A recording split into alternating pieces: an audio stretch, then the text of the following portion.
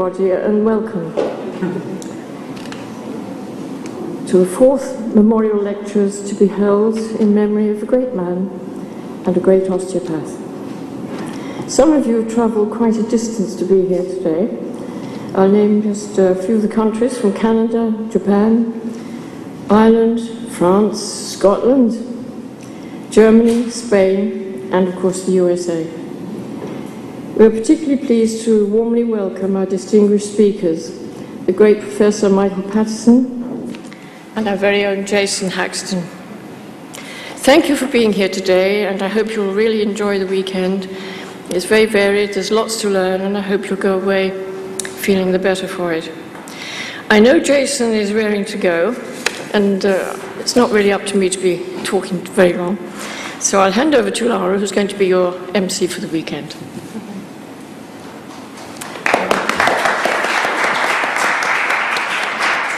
Morning, everybody. So up first we have Mr. Jason Haxton, who is the director of the Museum of Osteopathic Medicine in Kirksville. This is quite exciting for us because this is the first time the exhibition has ever been in the UK, and he'll be talking about the A.T. Still biography and the early years of osteopathy. So can we welcome Jason Haxton, please?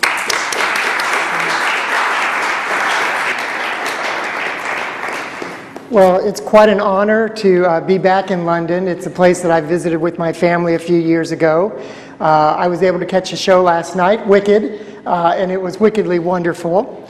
Those of you who've had a chance to see Wicked would know that there is a phrase by the great and powerful Oz about history, which I thought that was appropriate since I'm a historian.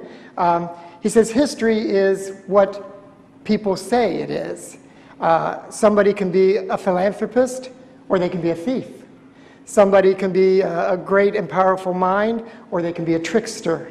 It depends what your perspective is, what the history is of each person. We are fortunate in our history, though, to have wonderful information, wonderful leadership through Andrew Taylor Still and his mentees who took the information further, which would be John Martin Littlejohn, William Smith. We have a wonderful history of American and European people. And so, again, it was fun to go to catch a show and think about what I'm going to talk to you guys today. And there is going to be new information. You are going to be the first, outside of the museum, to learn something that I learned just last week. Again, with history, it's always being rewritten. What we think we know is the truth until we find out some more information, and it might guide us another way.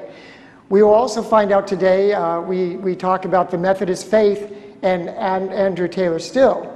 But if we're talking about John Martin Littlejohn and the Littlejohn brothers, James and David, we want to talk about the Covenanters, which is an even older religion than the Methodist faith. And it is a faith that's very dear to my family because some of you may already know Haxton is a Scottish name. But let's get to unveiling that wonderful new secret that I think even Michael Patterson might be excited to hear about this. Dr. Patterson. I have brought the Missouri mud boots. Dr. Still's boots are designed after boots that were used in the cavalry. He was in the Civil War of America, but these are a higher quality boot, made to last, made to be more flexible. And we travel them quite a bit, and they're getting a little bit of wear, so I decided it might be best to remake the boots. So we found the best person in the United States, Civil War reenactment clothing person who makes all these types of boots. His credentials were beyond doubt the best. And we very safely shipped Dr. Still's boots to this person. And I received a phone call when they arrived that we were there safely, which was, as a museum director, makes me feel very good. And then he asked a question. Did Dr. Still have heel spurs, calcium deposits in his heel? And I thought, my gosh, my father-in-law has those. It's rather painful. It's rather obvious. Woo, he walks around like that. It's like, I don't really think Dr. Still had heel spurs. There's no real mention of him being in agony. And there's a description of his walking. It's kind of toe to heel. Kind of, they call it the Indian, the Native American style. So I said, no, that doesn't ring true to me. He goes, Just a second, just a second. Let me get the other boot. Never mind. There's something in his boots.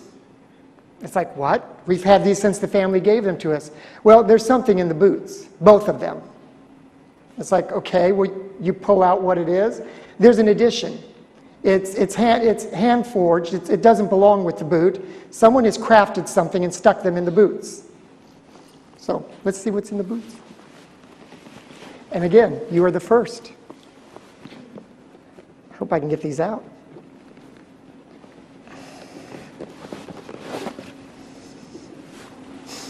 Structure. What we have is Dr. Still had inserted and carved out of the bottom of tough shoes. This is sole leather. It is not made to give. It's to be unyielding. It's to be permanent. Dr. Still has carved the bottom of a shoe and inserted it within his shoe. And I said, oh, so he had arch problems. He goes, actually, he has really not much of an arch anyway, because this is not what this is. This is the opposite. It's like, what? He goes, it appears that he was trying to roll his feet into the center with both of his shoes. And I thought, okay, so if I roll my feet in a little bit, okay, that gives me some good balance. You see, Dr. Still had typhoid fever in 1876 for 8 months into 1877. And the damage that it caused from the fevers and such and that long sickness gave him a little bit of a balance problem, which is why the famous staff was always present with him from that time period onward, to give him a little bit of balance. If we look at the soles of Dr. Still's inserts, we find the pressure of the toes hard on the left foot, soft on the right foot, which would have had some support. This comes from Billy Straight, who's a DO, who actually uses inserts with his patients. But all I'm telling you is that we have yet a lot to have podiatrists and orthopedics look at these, but it shows you that Dr. Still was changing his structure from the feet up, and nobody knew about it. I don't think his family ever mentioned these inserts. They certainly aren't in any record that we've ever seen. But we see where Dr. Still, because of maybe that balance problem, if his feet had rolled out, it would be more difficult. If they rolled in just a tad, it gave him a little more balance, perhaps. Again, history. But you're the first to actually be able to see these inserts that are in his Dr. Still's boots.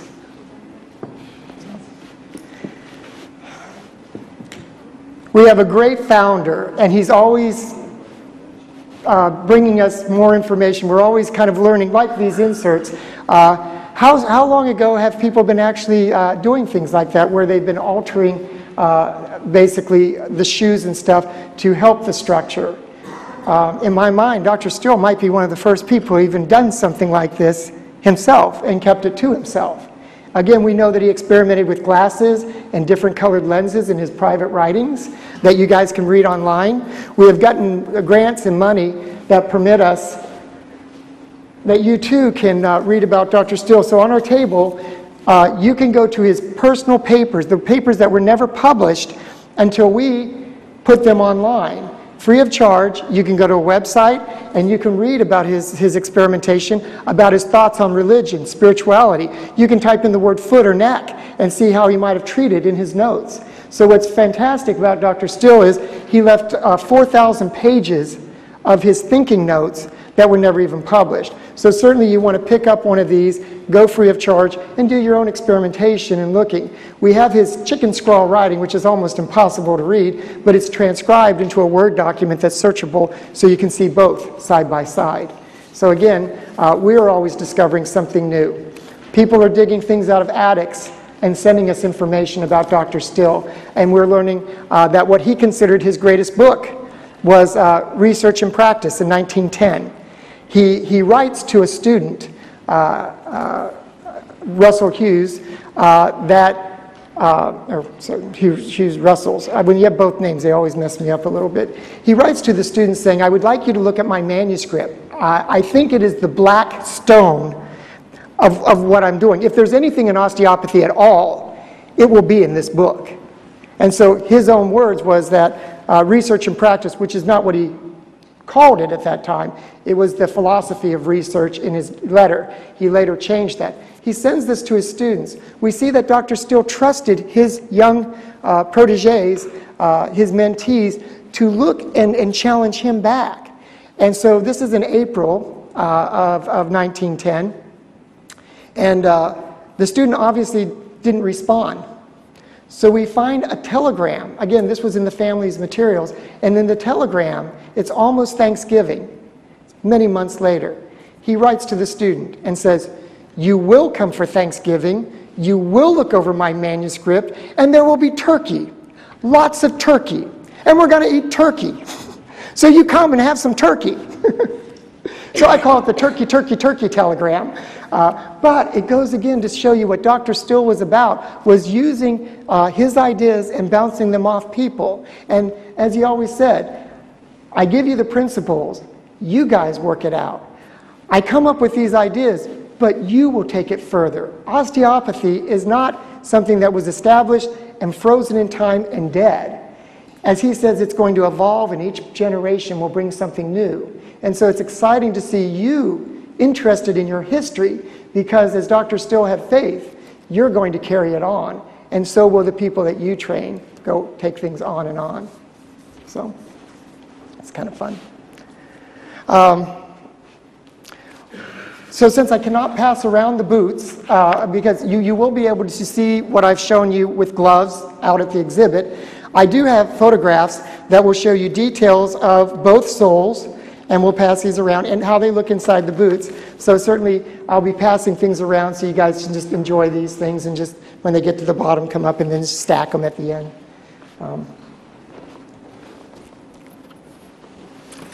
Andrew Taylor Still, his parents, Abram and Martha, and his siblings. And they all have that kind of deep-set eye. You can actually tell a Still family member. And the children of these people, his brothers, they've been mistaken for Dr. Still himself in photographs, because so strong is this resemblance with these deep-set eyes, even the women. So family, a very tight genetic tie, but a very physical tie in how you are. We often say in the States, the apple, the child, does not fall far from the tree, the parents. And if we want to understand Dr. Still, we need to understand his parents.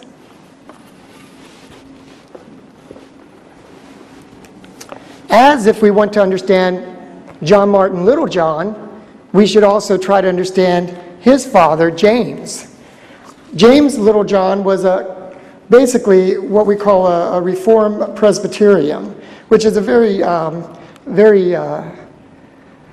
tough and unforgiving religion.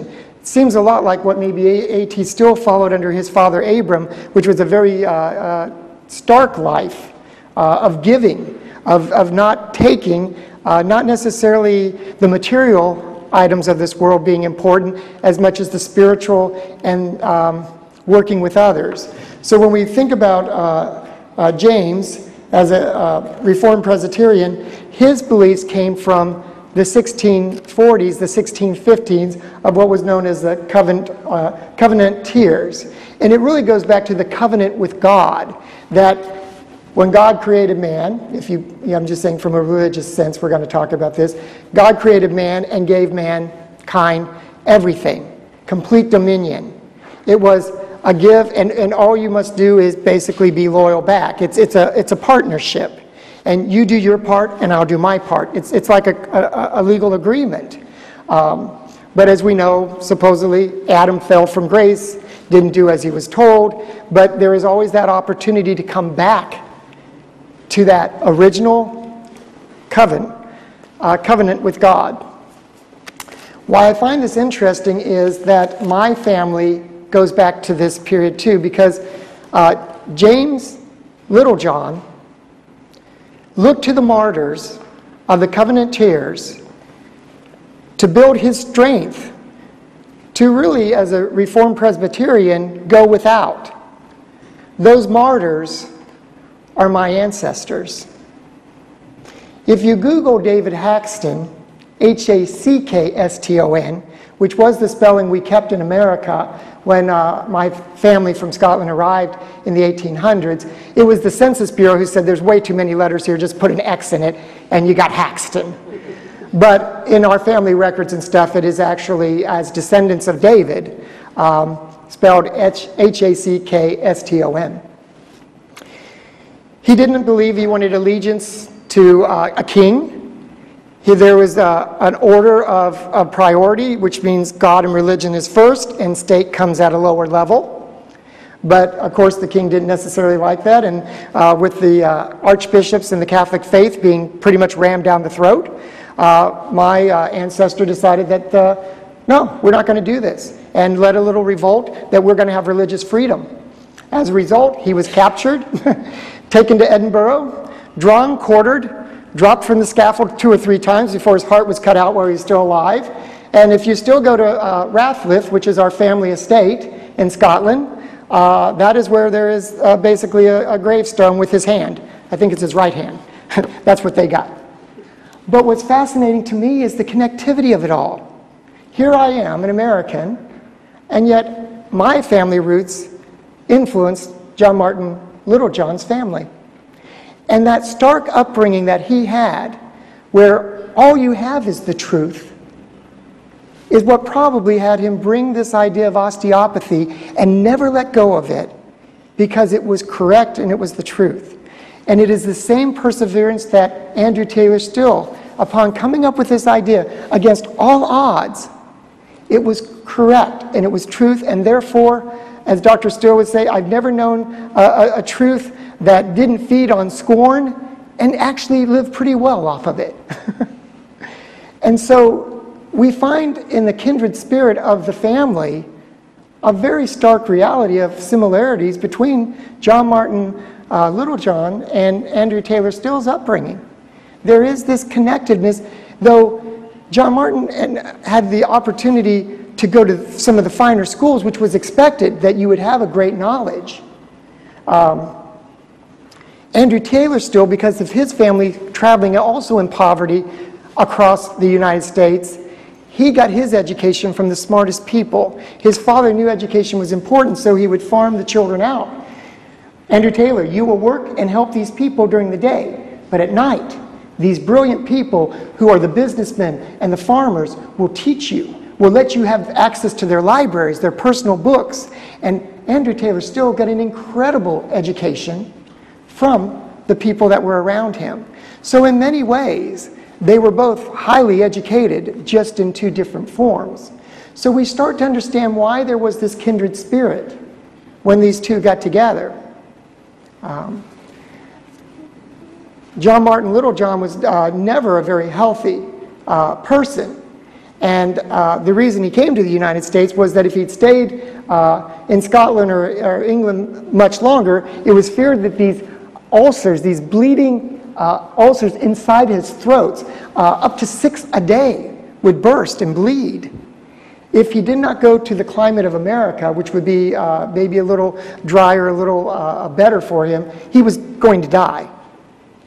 So he goes to the United States. He goes to Columbia University in New York, gets an extra degree. He proves himself as brilliant and trustworthy, and gets a job in, at Amity College in Iowa.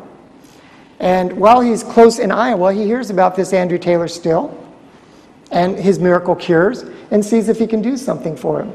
And John Martin Littlejohn is actually, through manipulation, he says, he was able to reestablish what was abnormal within my body, so that since that time, as a patient, to the basically time that I was back in England and starting my school, I haven't even had an ulcer 6 times in all these years, and I was having them 6 times, sometimes a week.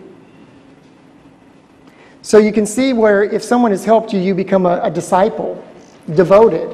And so it was, again, not long before John Martin Littlejohn became a student, and A.T. Still, appreciating his wealth of knowledge, hired him on his faculty. Now, Again, we're always discovering something new. Because my staff knows I'm over here, they're looking and doing research for people around the world. I get a call, or I actually get an email last night from my curator, and she says, Jason, Alice Patterson, who was a woman who Dr. Still said, you know, women, we need women doctors. Women don't trust male doctors because, first of all, men don't even know anything about the plumbing. It's not their own. And in that time and period, men would look at a woman and say, you know, babies, that monthly stuff, to make you better, we'll make you like a man. We'll just give you a hysterectomy, get all that stuff out of you, and once you're more like a man, you'll be a lot healthier. Which never made sense because women almost historically have always outlived men. So if their plumbing is so bad, maybe we should have their plumbing. We might live a little longer. But the bottom line about this is that this is what was happening to women. No wonder women wouldn't go to doctors. Their first instinct was to try to give them a hysterectomy. And so Alice Patterson said, Dr. Still, women don't trust male doctors. At our hospital, if we are who we say we are, they should have a choice of a woman or a male doctor. And so he said, you're correct, Alice. We will make you the attending, and that there will always be a choice for a woman that wants a woman. And so there's a note to Alice Patterson, who she ended up teaching. It makes sense. Our obstetrics and gynecology at the school in 1897, we had the notes. Those notes from over 100 years ago again would stand today. That's how good our education was in women's health, because we had women teaching it. From childhood to menopause. It's some of the best information that could be used today. So Alice Patterson basically talked to Dr. Still, and Dr. Still said it made sense. He writes her a note, and he says, Alice, I have finally found a trait we need in the person of Mr. Littlejohn. He is wisdom without the wind. He is intelligent without a lot of talk, a lot of ego, a lot of blusteriness. He is wisdom without wind. And he's a literary match to William Smith, MD of Edinburgh, who was our first faculty with A.T. Still. That was in something she discovered last night, and I certainly wanted to share that with you. There was wonderful relationship with Dr. Still and J.M. Littlejohn. So, kind of fun to put that out there. So, as we see, then, your family makes a lot of difference with you. And I'll pass this around. Again, we'll pass things different directions. That way everybody gets different turns. So you can look at the family of Dr. Still. So, Abram Still. We're going to jump back because we're going to begin a little bit with, of course, the story of osteopathy, which will lead into the story of British osteopathy and the Littlejohn family and the William Smith legacies. But what we have is the story of osteopathy is a journey. And though Andrew Taylor Still said, you know, in June of 1874, it hit me. And I understood what osteopathy was, and I never turned back. So it makes it sound like, you know, God just intervened and put it in his head, and there it is. What he really meant was this journey from childhood all the way up finally came together as a giant puzzle, and I could for once see the whole thing.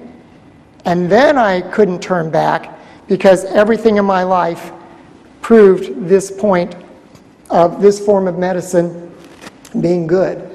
And so again, it's really a lot of pieces. Now I'm going to kind of flip through our little chart here, and I haven't done this yet, so hopefully I'll get this right. Good.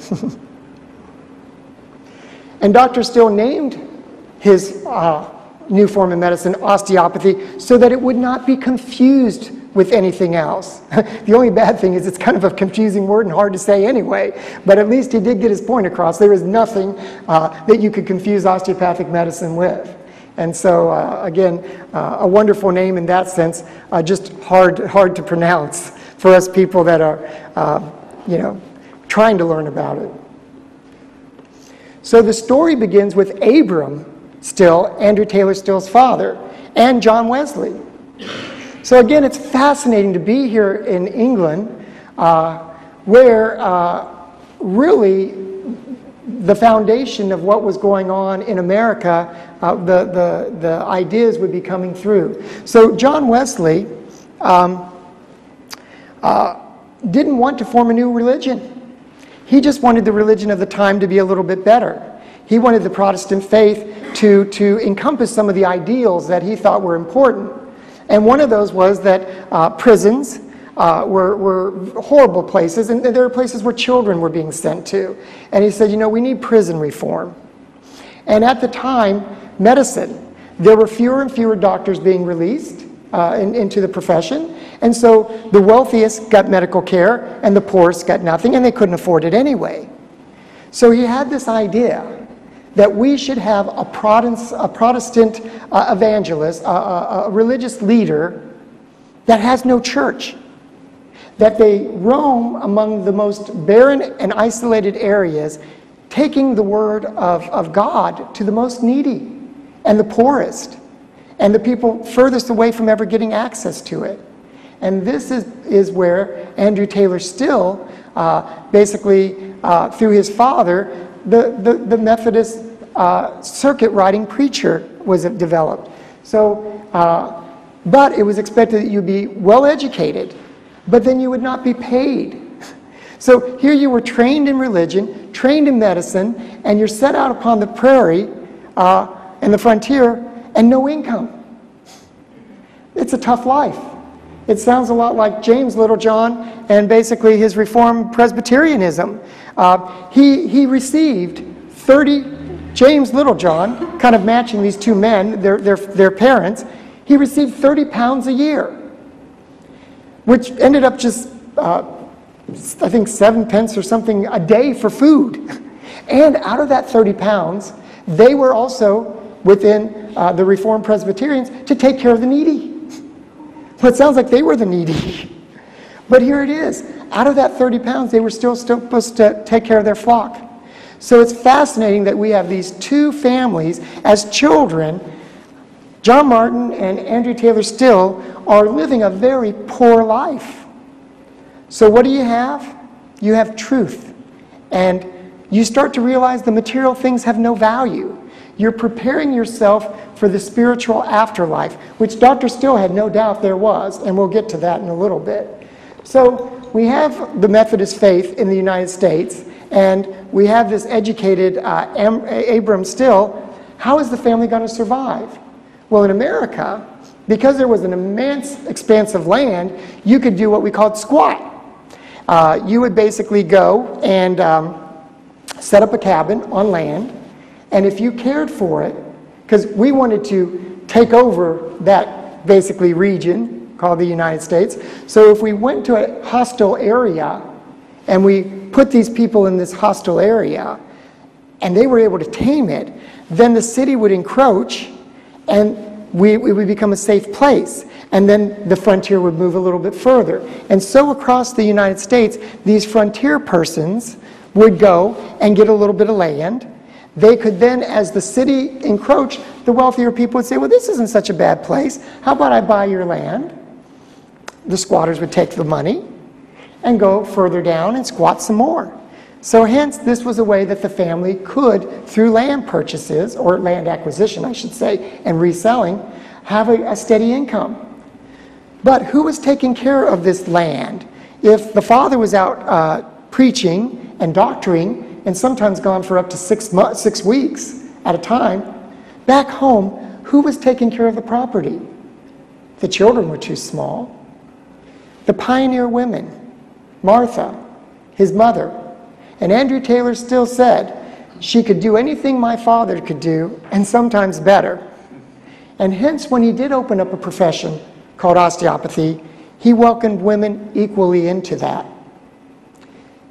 If his father couldn't preach, maybe he got a sore throat, maybe he was exhausted from his travels, he would come home and he would need somebody to speak for him. He had 3 older sons, as you see going around.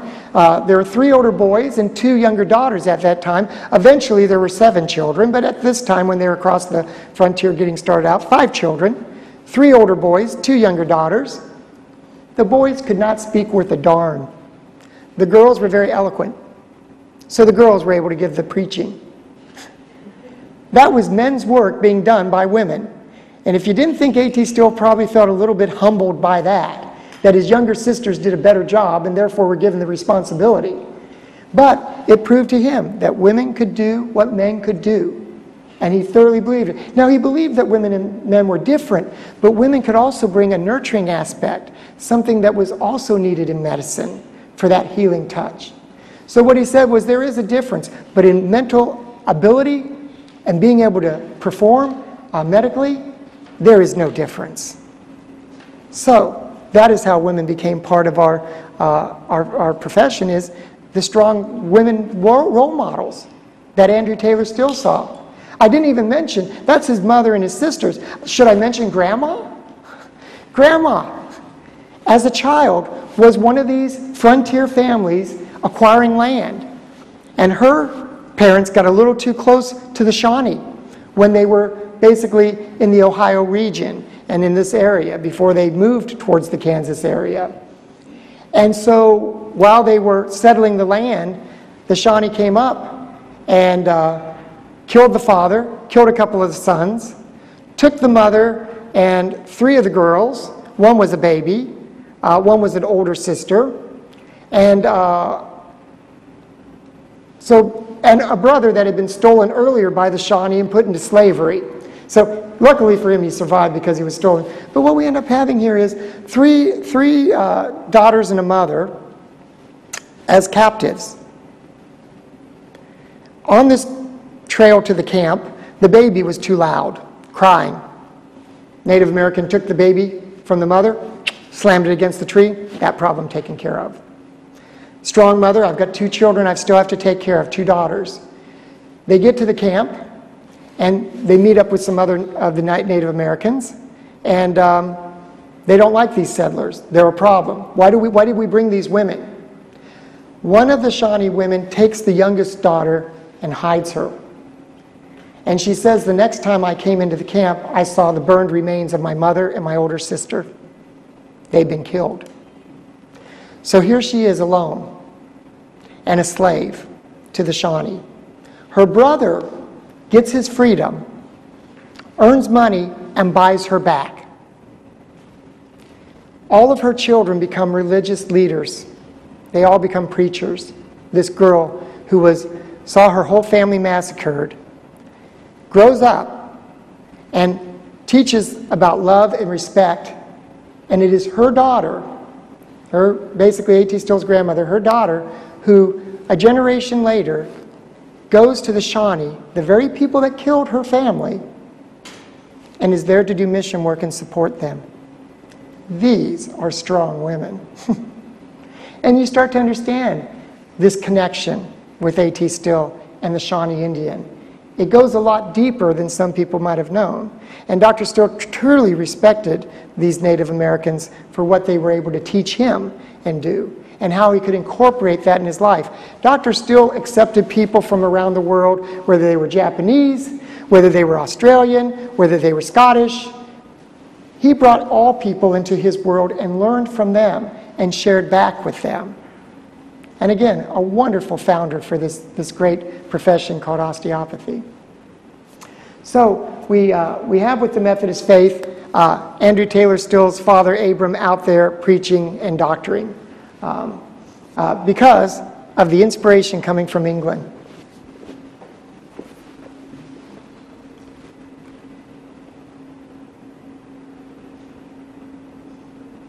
And this just repeats that his best education. If you'd like this information and the footnotes that go with it, I can give those to you. But this just again reiterates how Dr. Still got his education. So, when did the first treatment of osteopathy occur? Quite by accident. Andrew Taylor Still, as a child, had severe headaches. Interesting enough, I learned in reading that J.M. Littlejohn also had headaches throughout his life. Again, a common ailment that these two men shared. We believe, because Andrew Taylor Still describes his as a sickness in the stomach, it wasn't just headaches, these were what we call migraines. Now, if you have migraine headaches, you can probably empathize with Andrew Taylor Still. I get headaches, but I've never had a migraine headache. But I've seen people with them, and it's like, you know, a bullet to the head might be a blessing, is basically how they describe the pain. Andrew Taylor Still, as a young boy, ends up with one of these severe headaches and sickness of the stomach, and nothing will dispel this pain. And he can't get comfortable. So he takes his rope from his father's plow and ties it from one tree just off the ground to another tree, throws a blanket over it to give it a little bit of softness, puts his neck on that rope, and basically that rope is able to relieve basically the tension, the flow perhaps of the blood, the occipital nerves that go through the muscles that are probably being clenched. It might actually relax enough. He falls asleep. He wakes up and feels great. Hence the first osteopathic treatment, quite by accident. It was just a boy trying to get some relief. Do you know, to his dying days, Dr. Still continued to use that technique. We have a picture of him probably when he's about 85, maybe 86. His treatment table is there on the porch of his house, and he's giving a talk to an author who's writing a book about him. And he's got his little hand in the air. He's wearing that little hat we have out there. There's a cute little hat. It's kind of like a little Scottish hat with herringbone design on it. He's got his little Scottish hat on, or maybe it's an English hat, I don't know. But it certainly is a quirky little funny hat. He's wearing his little hat, and he's talking, and there on the table you can see a piece of wood with a leather strap, which is basically that design of the rope. Still used on his treatment table, because towards the end of his life, he'd just sleep on his treatment table. When he stopped, he'd get treatments themselves, but he would just use it as a little bed. And there is what he called a saint's rest, because that holding and cradling of the neck area and that relieving was as if the saints of heaven hands were behind your neck. Or the angels, he often called it an angel's rest, or a saint's rest, to relieve that headache that he had. I wonder if J.M. Littlejohn ever used a saint's rest. Dr. Still certainly made it obvious, and he perfected that design all through his life. So we see the first osteopathic treatment was something that was used through all of Dr. Still's life. But again, he was just getting relief at the time.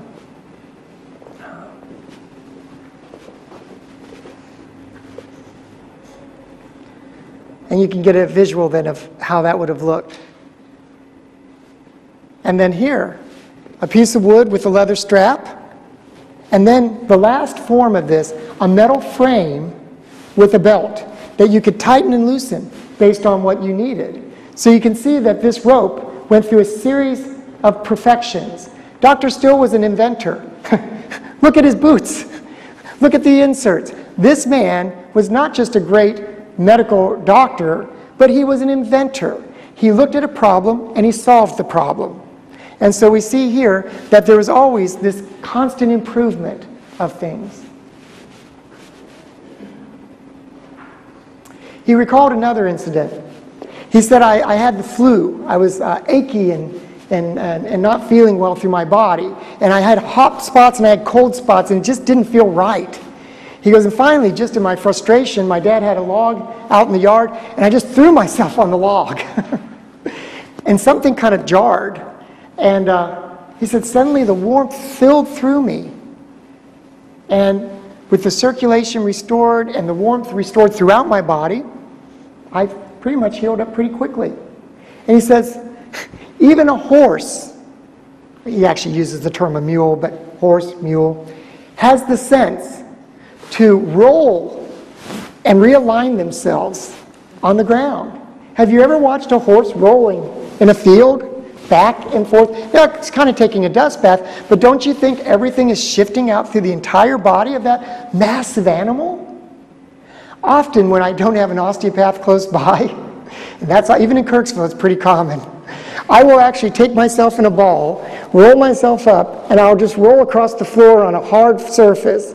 And sometimes I'll get that pop, and things will feel a little bit better, because it's just horse sense, as we call it in the States. So,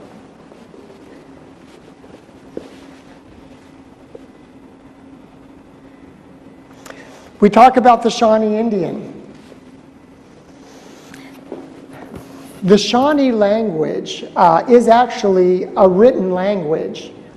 It was written that they had their own newspaper in 1830. So unlike some dialects that would be very difficult to learn, Shawnee is actually fairly easy because, again, it's a written language. You can read the words in English, you know, pronounce English pronunciation, and you can speak Shawnee. And so what we find is this portrait of Dr. Still, where he uses the Shawnee name for healer with doctor. It's interesting that this man, this picture was taken, I think, in 1904. Long, long after the Shawnee were gone far from where Dr. Still was. He still is paying tribute to those Shawnee by calling himself in Shawnee a healer. And you can see that in this picture and pass that around.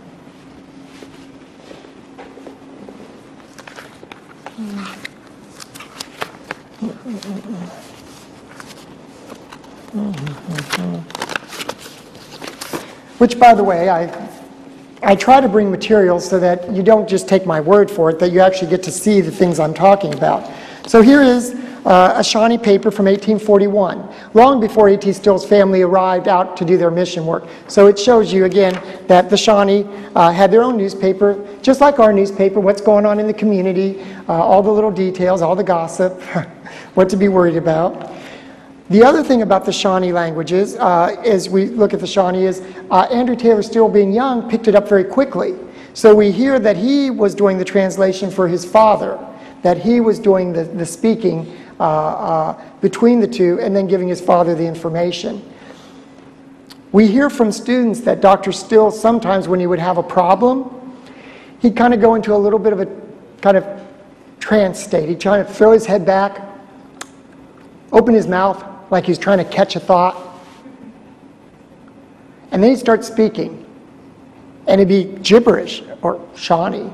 And A.T. Still said it was Shawnee. And a student who witnessed this said, and as he would come out of these trances, he'd be talking in Shawnee, and then he would translate it to English.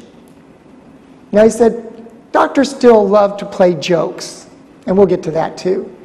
It could have been a trick. It could have just been teasing, but I don't think it was. And then he would basically come up with these most amazing ideas. Now, for those of us that speak multiple languages, and I speak Spanish, and learning Spanish makes me appreciate the language of English. But often when I have problems in English, I can use, for instance, spelling. English is such a tough language because we put letters that have silent letters, and we have so many meanings to words and such. It is a very difficult language to learn. And so when I have to spell a word that I'm not truly familiar with, I often will think of it in Spanish, and I will spell it because Spanish is a pure language, and when you spell things in Spanish, you can look at a word in Spanish, and if you don't know what it is, you can say it because it's always the same. So I think of words in English as if I were spelling them in Spanish, and I usually spell them correctly. So here's an example in my own life where I use my Spanish to write English. And so Dr. Still, the thing was, he would think in Shawnee and come at a problem maybe from two directions to have a better look at it and maybe come up with a little more detail about it. So it's kind of fascinating that Dr. Still would do that, according to this student. So my thinking was, if Dr. Still uses Shawnee, according to the student when he's thinking, we should be able to find evidence of this. So because I told you about those papers that we put online, we put everything online. So I thought, I'm going to use some Shawnee words that Dr. Still knew. But the trick about that is how would I know that they were Shawnee words that Dr. Still knew? Well, it just so happens that we have a letter sent from a student to Blanche, his daughter. And I think we don't get to know what the letter is because all we have is Blanche's reply back to the student. But I think the student asked something like, did your dad really speak Shawnee? Or something like that. And what Blanche basically returned on letterhead from the school, now this letter was sent based on the postage mark in the 1940s. So A.T. Still had been dead 31 years. Her father had been dead for 31 years. And she writes an Indian blessing in Shawnee and translates it. Then she gives vocabulary words in Shawnee with the American equivalent, the English equivalent. So I think, okay, she obviously learned this from her father because Blanche was born in 1876. 25 years after A.T. Still had been away from the Shawnee. She never grew up with the Shawnee. The Shawnee were long gone. Blanche had to learn this from her father, and he had to think it was important to teach your child such a thing. Why would you teach your child Shawnee? I mean, if you live on the reservation, you got to get around. Blanche never grew up on the reservation. What good would Shawnee do her? But Dr. Still must have thought it would do her some good. Or why teach it? My grandmother on my mother's side is Czech. So I'm Scottish Czech. I think it's the best of both worlds. I'm Bohemian, and I have a lot of fun. I think the Scots have a lot of fun, my opinion. But then again, I'm part Scottish. I went to New Zealand, a lot of Scottish people there. It's like, I like the people in New Zealand. Kiwis, they're a lot of fun. They're a lot of Scots. They said, do not confuse us with the penal colony that is across the way. We're Scots. So anyway, we're proud of our heritage, and we try to learn a little bit of it. As a result of my Scottish heritage, I've learned English. It's a joke. Needless to say, he taught her Shawnee, and she remembered it to her ancient years. Now, her granddaughter, Marty Wadlin, remembers Blanche. She goes, as a child, she scared me to death. I said, really? I still shudder to think as a child because she had a stroke. And after the stroke, she couldn't speak English. She could only speak Shawnee. And she would scream and yell, and nobody would know what she wanted because it was all in Shawnee. That also tells me that that might have been her earliest and first language, because typically in a stroke, we forget our second language, but we often retain our first language. Now that is all assumption, but why would Blanche remember Shawnee and not English after a stroke? Well, that's medicine, I guess. But the thing is, Marty said that to her dying days, Blanche spoke Shawnee. And we have a letter that shows she knew it. So she could certainly scream it, I bet.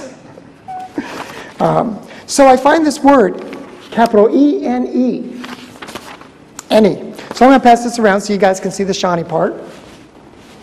So I type that into our database on that website, that any of you guys can do this too, free of charge. And I come up with this drawing. And in this drawing is an invention.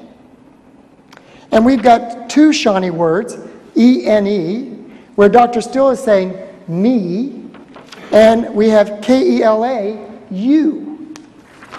I do this, you do that, we get you better. But the reason I did that search was I thought, would it show evidence of Dr. Still thinking, and in his thinking, use Shawnee? And to me, there's some evidence of that. You know, it's just kind of fun to see Dr. Still's respect for that other religion, or that other faith, that other culture, that other language. He respected people for what they came in. Dr. Still, out there is a book, and in it is some of these writings. And in it he says words. Words, there are all kinds of words. There's very intellectual words, and they make little sense. And there are very simple words, and you know instantly what they mean. He says that language itself is something we contrive. And we forget that language, and what I'm giving to you today is just language, is so easily misunderstood. So easily the point missed. He goes, I hope the people that read my writing look for the soul of what I'm trying to say, and they're not the grammar, not the punctuation, and not the spelling. If you're looking for that, you're not looking for me. I am in the soul of those words, and I hope you will give me the benefit of the doubt to try to find out what I'm trying to reach out and ignore all that other stuff which has no meaning. It's the way it was with people. If he came up to you and he looked you in the eyes and he saw your soul and could enter into who you were with honesty, you had a connection. And that's the way Dr. Still was, people. He was just instantly there, is how it's described. He was just with you.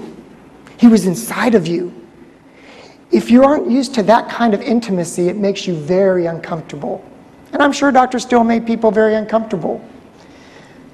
If you want to do the social graces, if you wanted to do the mannerisms, what do you think about the weather today?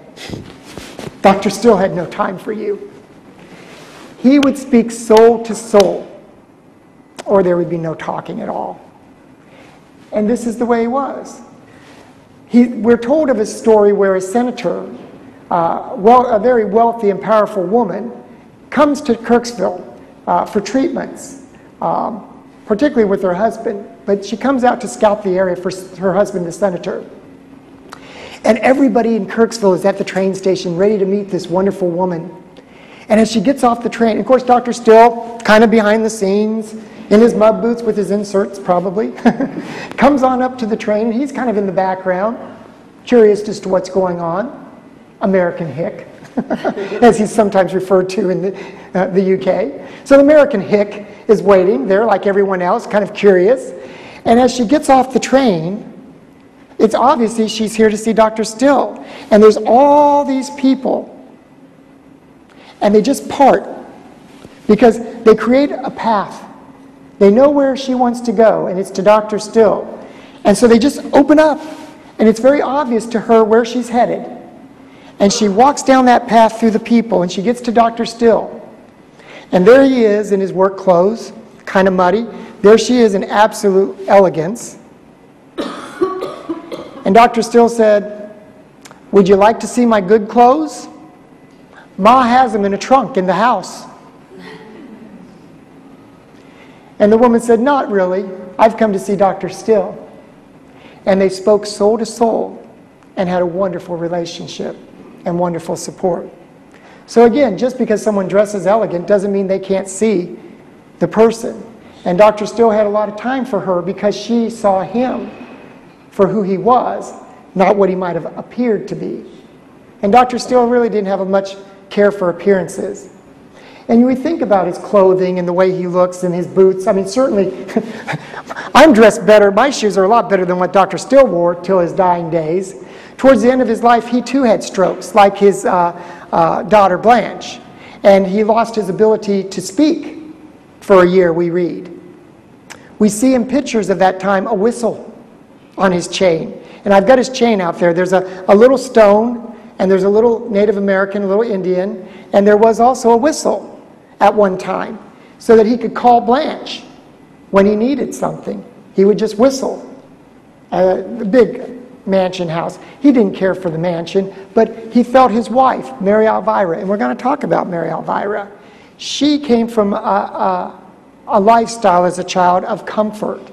And when he could finally make her life comfortable, you bet he did, for her sacrifices. And so the mansion, he says, "I can't stand this place. But it is for my wife, and she certainly deserves it and a lot more for what she did for osteopathy."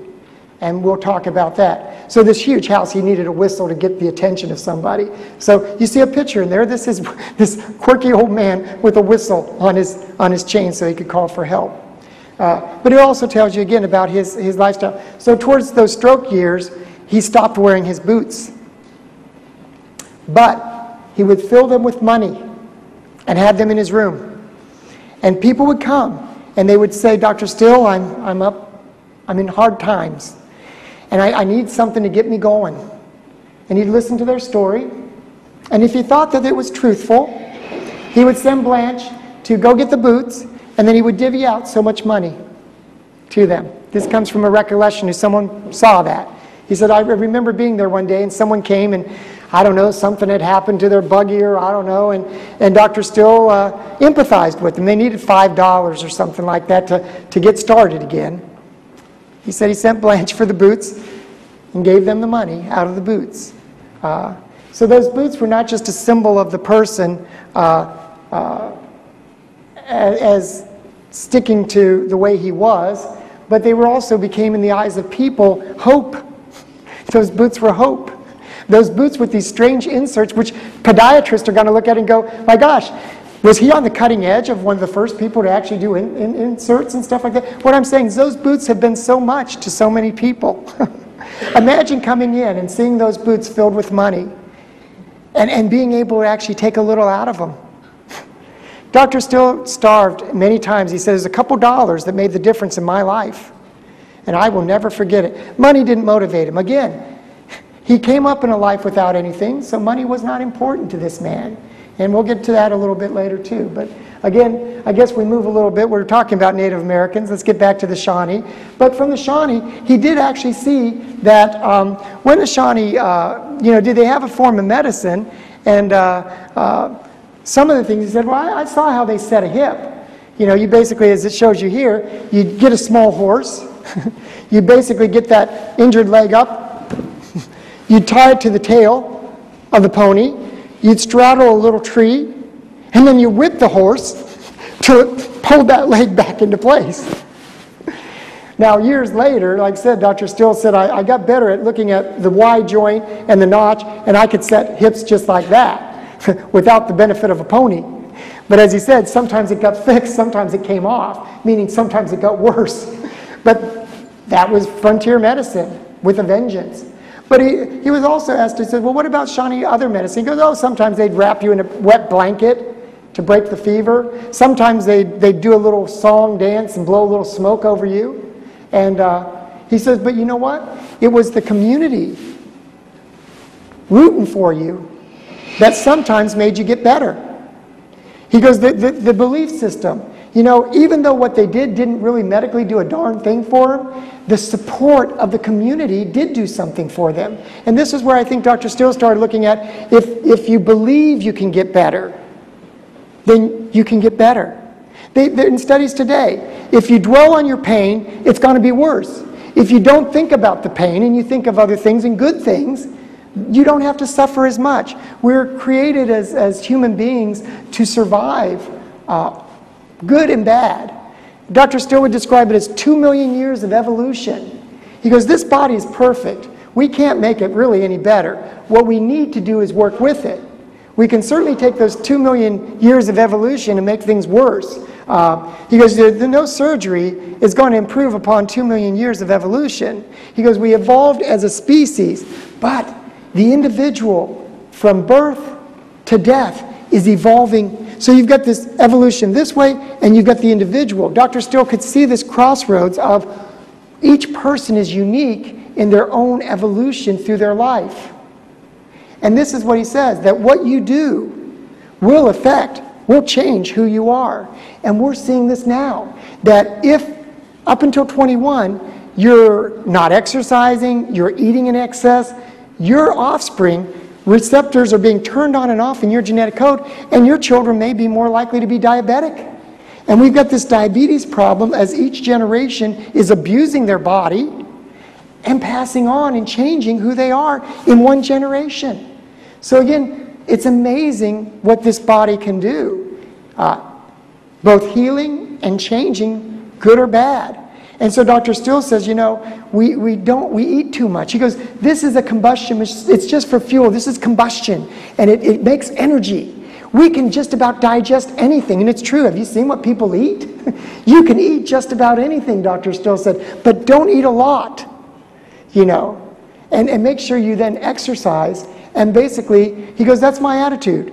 Long-lived animals eat few things and not very much, so I will eat and trot. These buffets and things, Dr. Still thought, you fill your stomach so the blood vessels can't even bulge or move. That can't be healthy. And we in the States, we do it over and over and over. We've become such a huge population that it is just so easy to do. We don't walk as much. So Dr. Still said, exercise, watch what you eat, have positive thoughts, and if you're aligned the way you're supposed to be, in most cases you're not going to need a doctor. But the sad thing is we don't pay attention to any of that.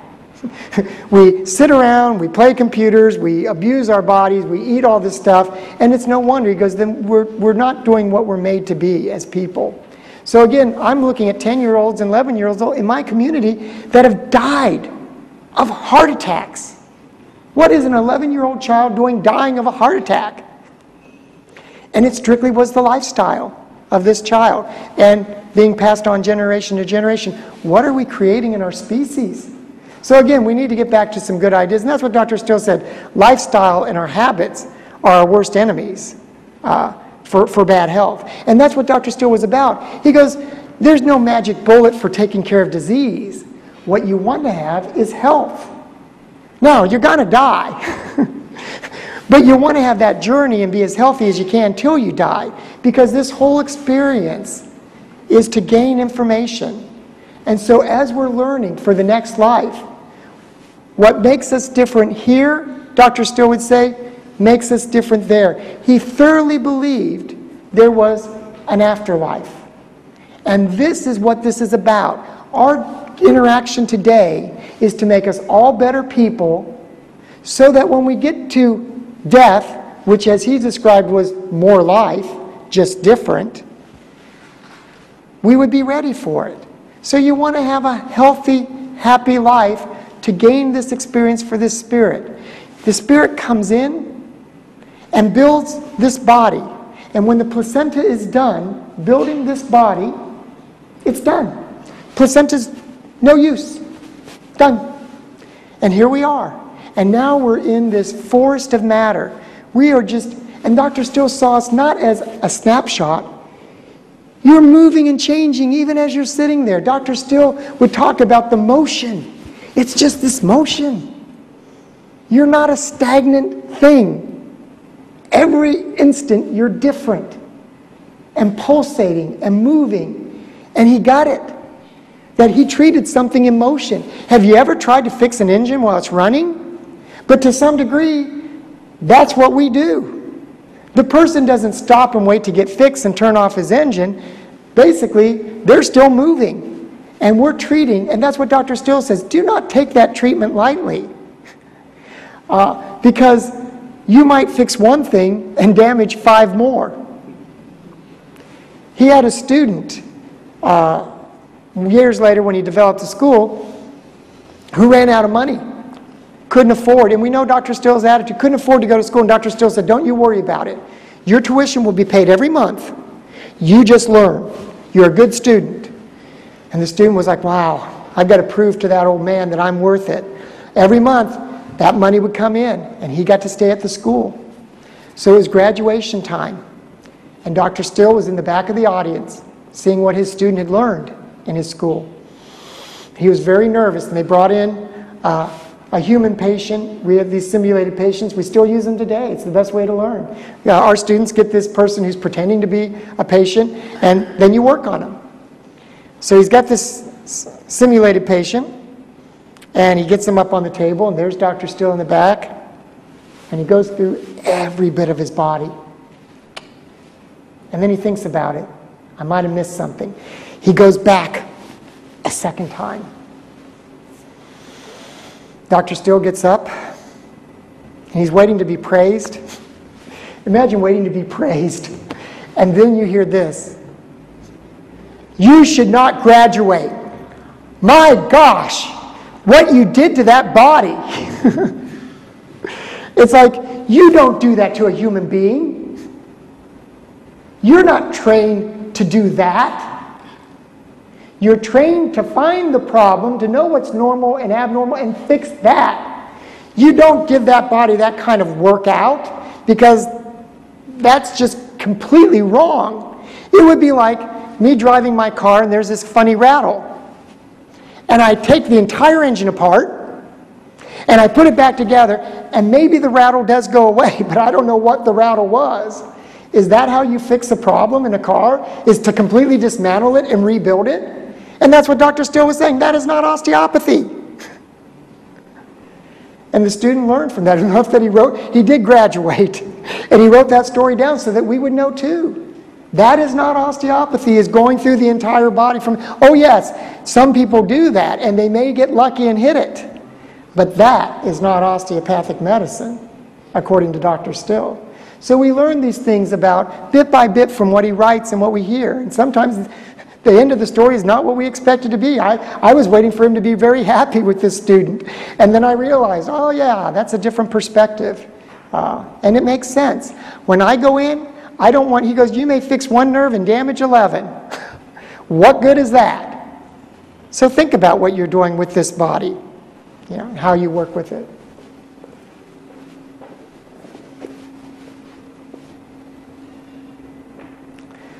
So, long story short, Dr. Still did not want to be a doctor.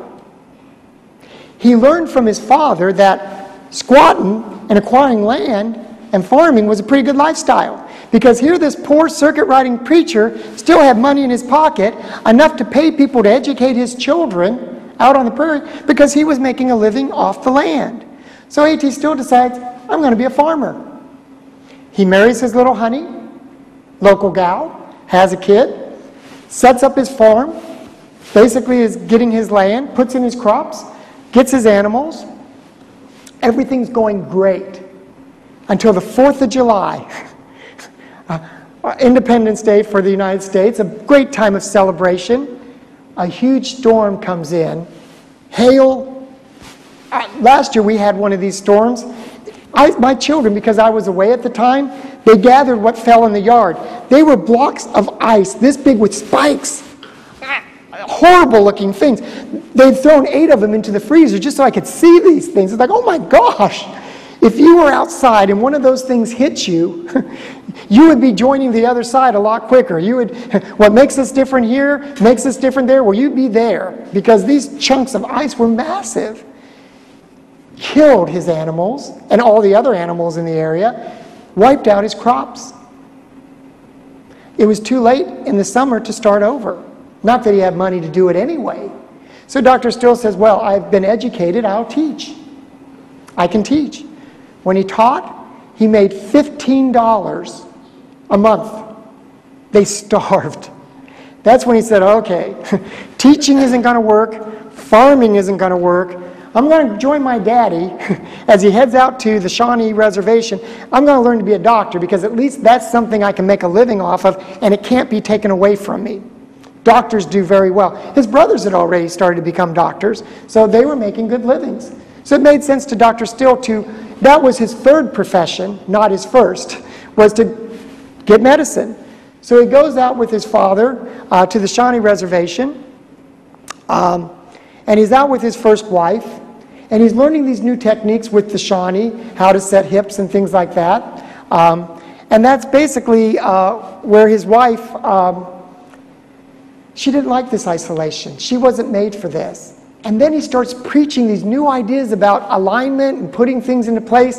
And the church says, Andrew Taylor Still, only Jesus Christ, our Savior, can lay hands on people and heal them. I didn't know Jesus was an osteopath, to be perfectly honest. But according to the church, he could do that. We don't know what his techniques were. Therefore, Jesus could lay hands and heal, but so could Satan and fool the people. And you're certainly not Jesus Christ, Andrew Taylor Still, so we're led to believe, are you Satan? And this was the logic of the period, was that what you are doing is only the work of the devil. And so we're going to kick you out of the church. Andrew Taylor Still, you mean the church that my daddy built? You're going to excommunicate me from my daddy's church? Get out of here.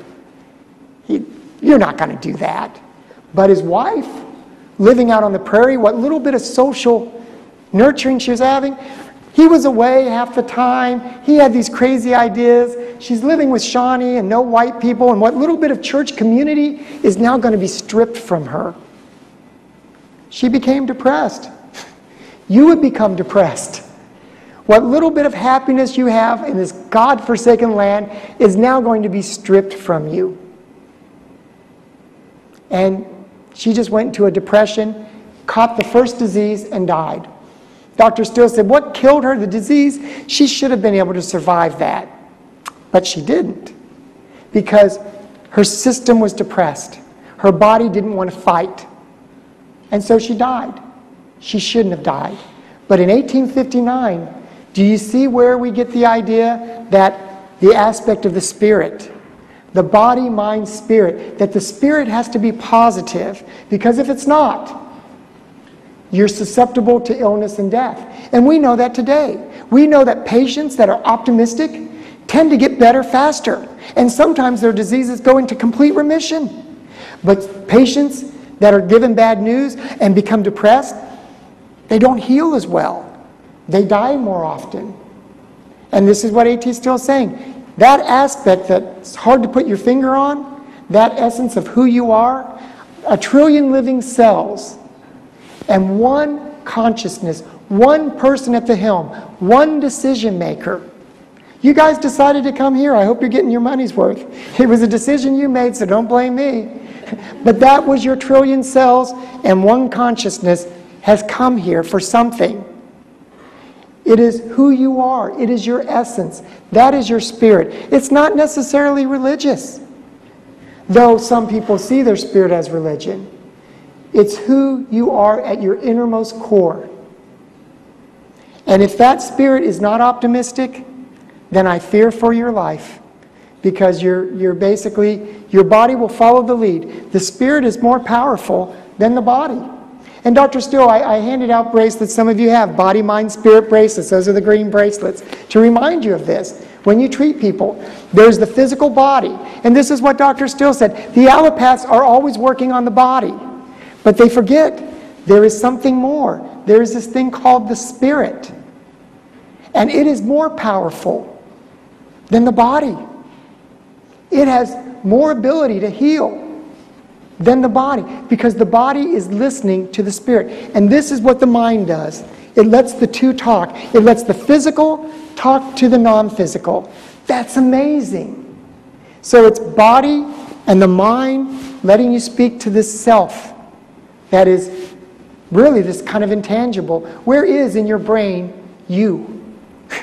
It's somewhere in there, but there is no spot in the brain that is you. And so this is your spirit. So Dr. Still, to prove you that the spirit is stronger than the body, we see this with women and men, but more often women. A woman looks in the mirror and sees something she doesn't like. Her spirit says, this physical body, that's not me. I'm going to lose weight. And they starve themselves. Now, the body, perfect physical specimen, hunger pains, little growling, ignores it. The body starts growing fur to stay warm because you're not eating enough. It doesn't matter. The spirit tells you that I'm not going to eat, and after a while the pain goes away. And you can literally starve yourself. Some of you are young, but some of you are a little older. Karen Carpenter, beautiful pitch, beautiful voice, beautiful woman. But when she looked in the mirror, she didn't see it. Wealthy, talented, beautiful, but her spirit didn't see it. And she told her body, that's not me, and starved herself and died. We see this. I worked as a counselor with juveniles. If a child is being abused, they have no control. The adult does everything to them, beats them, decides everything. The child can do one thing, typically. I can choose to pee, and I can choose to poop. And I don't have power over anything else, but I can stop that. And nobody can make me. And in the juvenile office as a counselor, we'd often see these children that basically were becoming septic from urine and fecal poisoning. So, of course, they end up in the hospital. The doctors look at them. There is nothing physically wrong with their colon. There's nothing wrong with their bladder or their urinary. There is no reason they're not pooping and peeing. Physically, they can. They're just not.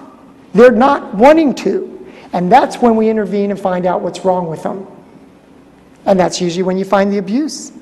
But what I'm saying is, do you know how painful it is not to pee? I mean, some of you will probably have to get up before this lecture's over.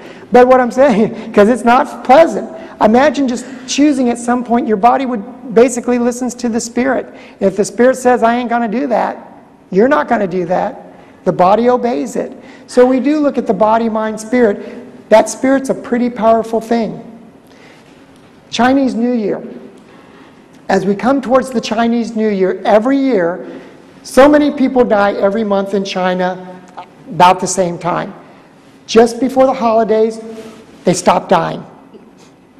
They're not going to miss the party. As soon as the holiday's over, twice the amount die. The ones that were supposed to die last month and the ones who normally die. That is a pattern. You can watch it. My grandmother from Czechoslovakia did the same thing. She's at this horrible heart condition. Her heart is shredded.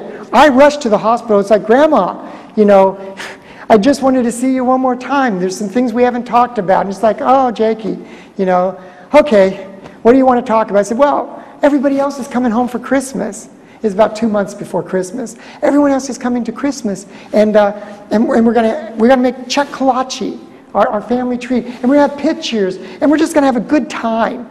And she thought about it and said, you know, that does sound like a kind of a nice time, Jason.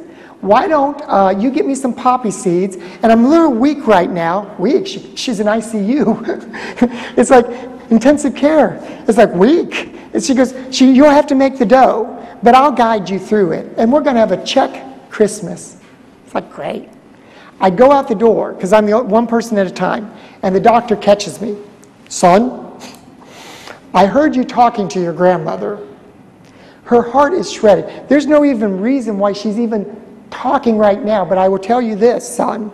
She is not leaving this hospital. She will be dead within the week. You're not having your Christmas. And I said, well, I appreciate your professional medical opinion, but I also have a master's in counseling. And what you didn't notice was when we talked about it all, we actually had Christmas right then and there. And I will always remember that Christmas. And so if she dies, understand that I already had that Christmas. Just talking with her about it, planning for it, was just as good as doing it in my heart. I said, so, you know, he goes, son, that's nice and good. She is not leaving this hospital, and she is in horrible condition. We don't even know why she's alive. She's like those Chinese. They just refuse to die. I said, well, that's good. And I said, what was I supposed to say? Well, Grandma, you're dying, bye. I said, no. I said, we had a plan. If it doesn't come to fruition, if it doesn't happen, that's okay. But we had a plan. And I left.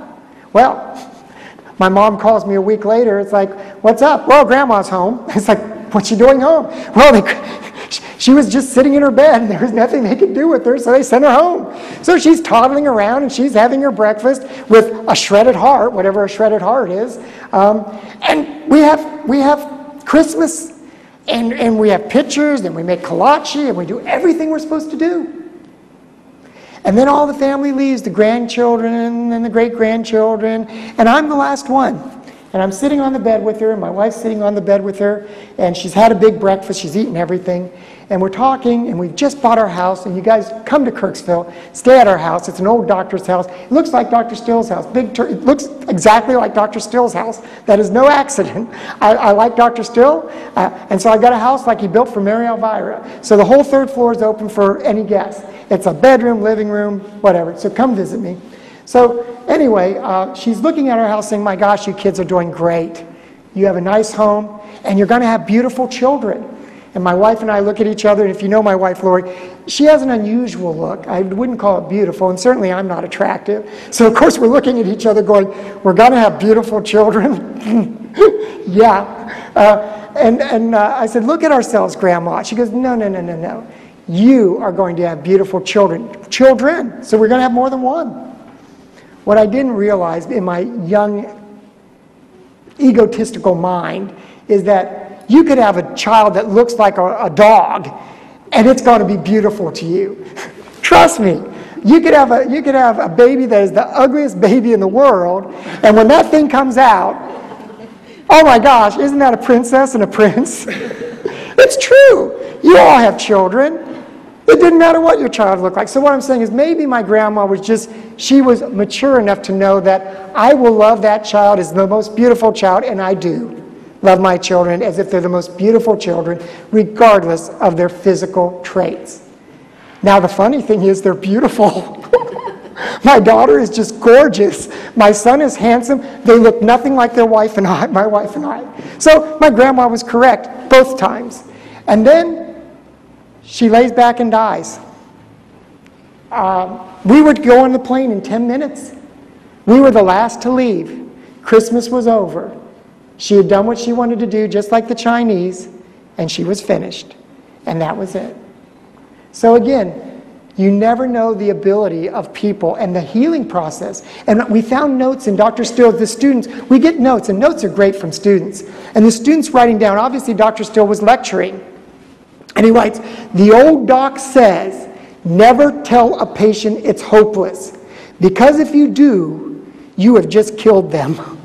It's basically towards that line. It's basically, you do not tell a patient it's hopeless because they will believe you. You do not know what this body can do. So do never, never, never tell a patient it's hopeless. Now, Dr. Still is no idiot. And he prefaces it with this. He says, but you may tell the family it's not looking good, but you never tell the patient it's hopeless. And that's the kind of leadership we had. That's bedside manner, because you don't know. You don't. And so we take these little pieces that we find and put them together. You know, the patient might not survive, but don't tell them that. And Dr. Still would often say his treatment method was two-pronged. He would do the physical manipulation, and then he would say, and we have a case of this with Willard, Asa Willard. Asa was a student who got typhoid fever. He got it really bad. And his children at the school didn't want the old doc to get upset because his student was dying. You know, Dr. Still was very invested in his students, just as you've been invested in your classmates and students that you've taught. So the children were like Harry and Charles didn't want Dr. Still to know the student was dying. So they kind of created a little wall. They just didn't tell Dr. Still what was going on. But Dr. Still walks every day. The spirit needs to be outdoors. You need to get that trillion cells, that consciousness outside back to nature where we come from. So every day Dr. Still would go for a walk, chatter with the people. And he hears, too bad about your student Asa. What's wrong with Asa? Well, Asa's dying. Asa's dying? I better go check up on Asa. So Dr. Still goes over to see Asa. And there's Asa, and he doesn't look so good. He does a little treatment on Asa. And he said, Asa, I'm worried about you. Do you believe you could get better? Because I think you're quitting me. Are you quitting me? Do you believe? Because if you believe you can get better, you'll break this fever and you're going to survive this. Trust me, Asa. But if you don't believe you're going to get better, I'm in fear. Manipulation and the spirit. A two-pronged treatment. Belief. And Asa said, I believed I could get better. Do you know he was sick for 5 months? He survived it to become one of the greatest Western osteopaths and lived to be 90. And he writes about that in The Lengthening Shadow. Hildred books. He writes about his experience about being ill. The Little Johns, in a deposition I have, they asked them, did ever a student get a diploma that did not complete the 20 months of work? And John Martin says, well, as dean, I have to approve all diplomas. And they did bring me the diploma of Asa Willard. And Asa had been sick for 5 months. So we were asked to give him a diploma with his class. But I don't know if he continued the work. He might have, or he might not have. The reality of it is he probably definitely did. But there is an example even in Little John's acknowledging this situation was not, I wouldn't know how long it was, but John Martin, Little John being the detailed person he was it was 5 months. Can you imagine being sick for 5 months and surviving? So again, we get details from all places and we kind of zero in on what was the truth. This was one sick man. Treat the body, help the spirit. Bring that patient around. So Again, this is how I interpret Dr. Still. You may read it and interpret it differently, but I bring you these pieces to challenge you to get into your own history, make your own assumption, your own ideas about things. Okay? So, Dr. Still's wife dies, but we get the idea of the spirit is important within what we do. Kind of goes on. He basically remarries. And I brought Mary Elvira stuff. Remember, that poor country girl just wasn't made to live up. His second wife, Mary Elvira, is out in Kansas. She's visiting her sister.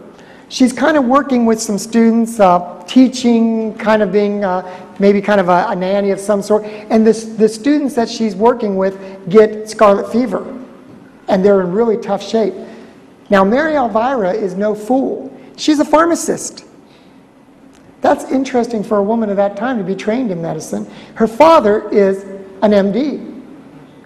And so she and Dr. Still work with these patients, and they get better. Now, she said, I made a promise to myself. 1, I would not marry a doctor, and 2, I would never marry a widower with children. But he was so wonderful in our talks at night and sharing, I had to marry this man.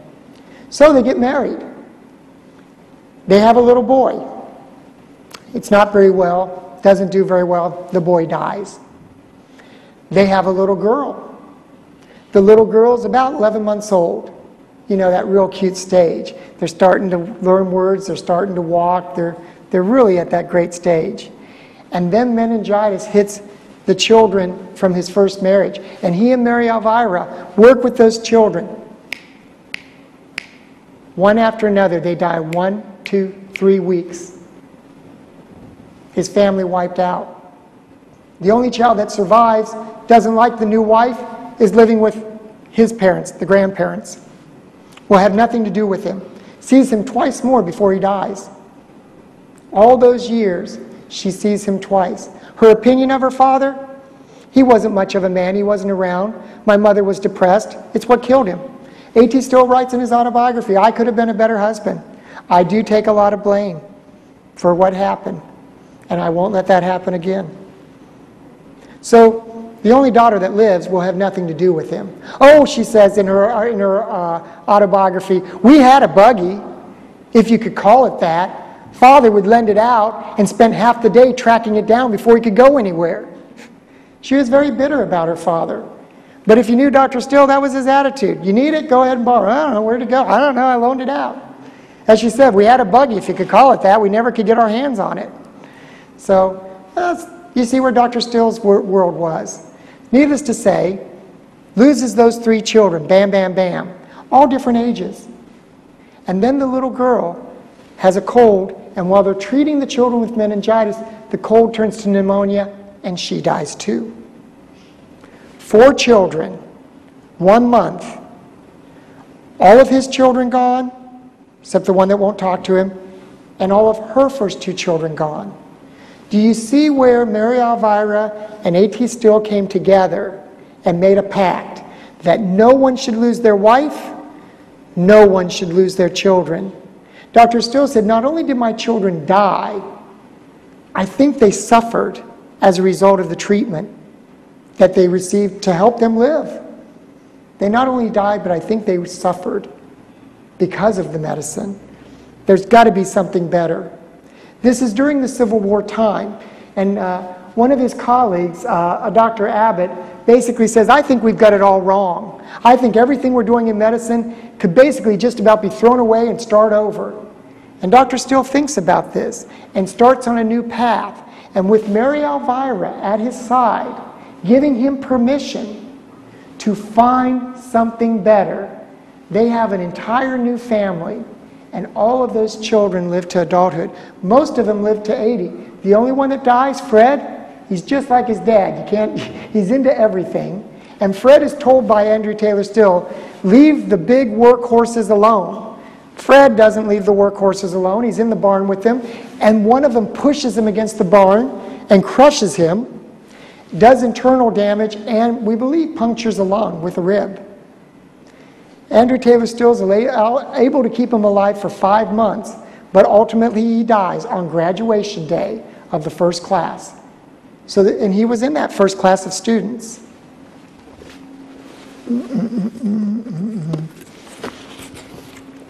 There's Fred, next to this woman. There's Fred. And Fred basically dies, and they graduate, but they don't celebrate that first class. Okay, so we're about ready for a break now, and then we'll kind of go in and wrap up some of these tales and a little bit more about Smith and the Little Johns. Okay?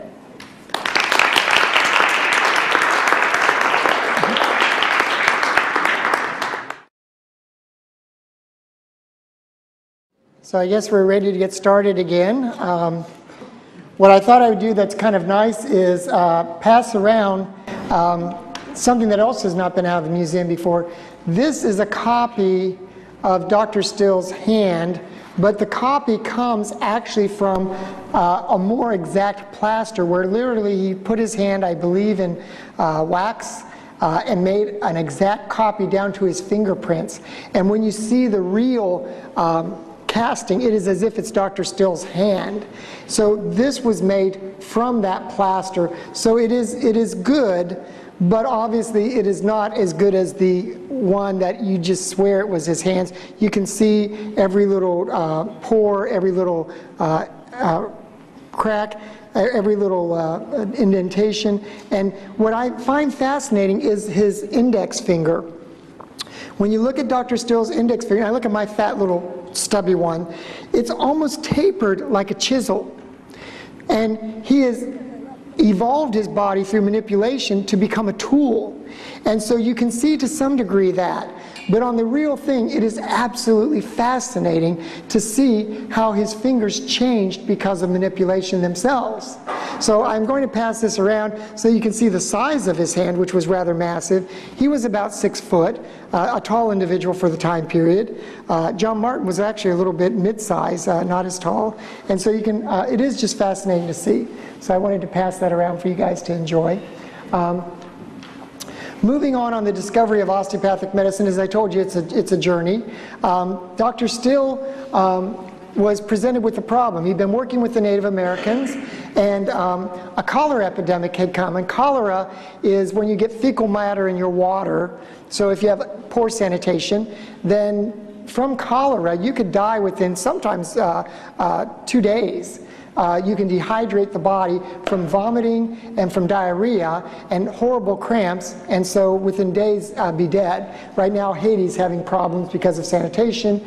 They have cholera running rampant. So it's not just a disease of the past, it's just as deadly today. And so this epidemic brought by these settlers into this Indian region, there was a white woman who had cholera, and in the last moments of kind of her disease, she literally pulled her femurs right out of her pelvis and was like splayed laid. Well, she died. But the problem was, now that she was dead, they couldn't get her into the coffin. So they didn't want to really like break her, body and stuff it in. So they sent for Dr. Still to see what he could do, because they'd seen that he had been having success with hip realignments, with some certain dislocations. He was very good at it. So I thought, well, let's have Dr. Still come and see what he can do with this woman. So he was able to work with the ligaments and the muscles and relax her enough, even in the rigor mortis state, to get her back into the coffin. Which made Dr. Still kind of think, maybe in her last minutes of death, had we been able to keep her aligned, she might have been able to survive this. Now, maybe not, but at least he started thinking about this. So all these Native Americans that had also died of cholera, Dr. Still starts exhuming their bodies and studying them.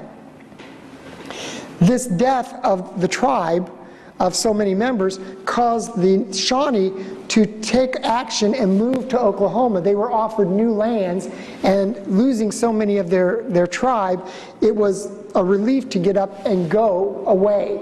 The Stills actually then inherited once more some of the best land that the Shawnee had been taken care of.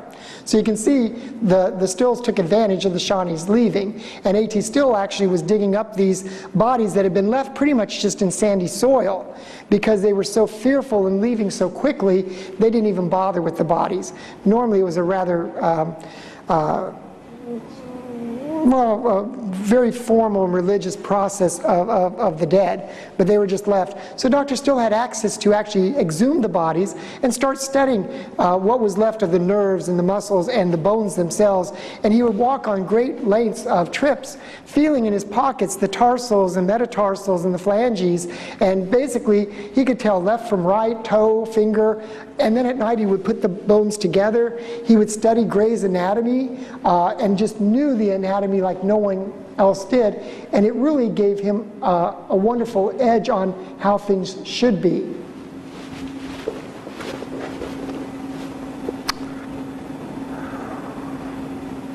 And so this just kind of explains him what we would call visualization. He would be able to do this blindfolded with his back to the table and hand bones, and he would know where they would go. So again, this was very different from physicians of the time period.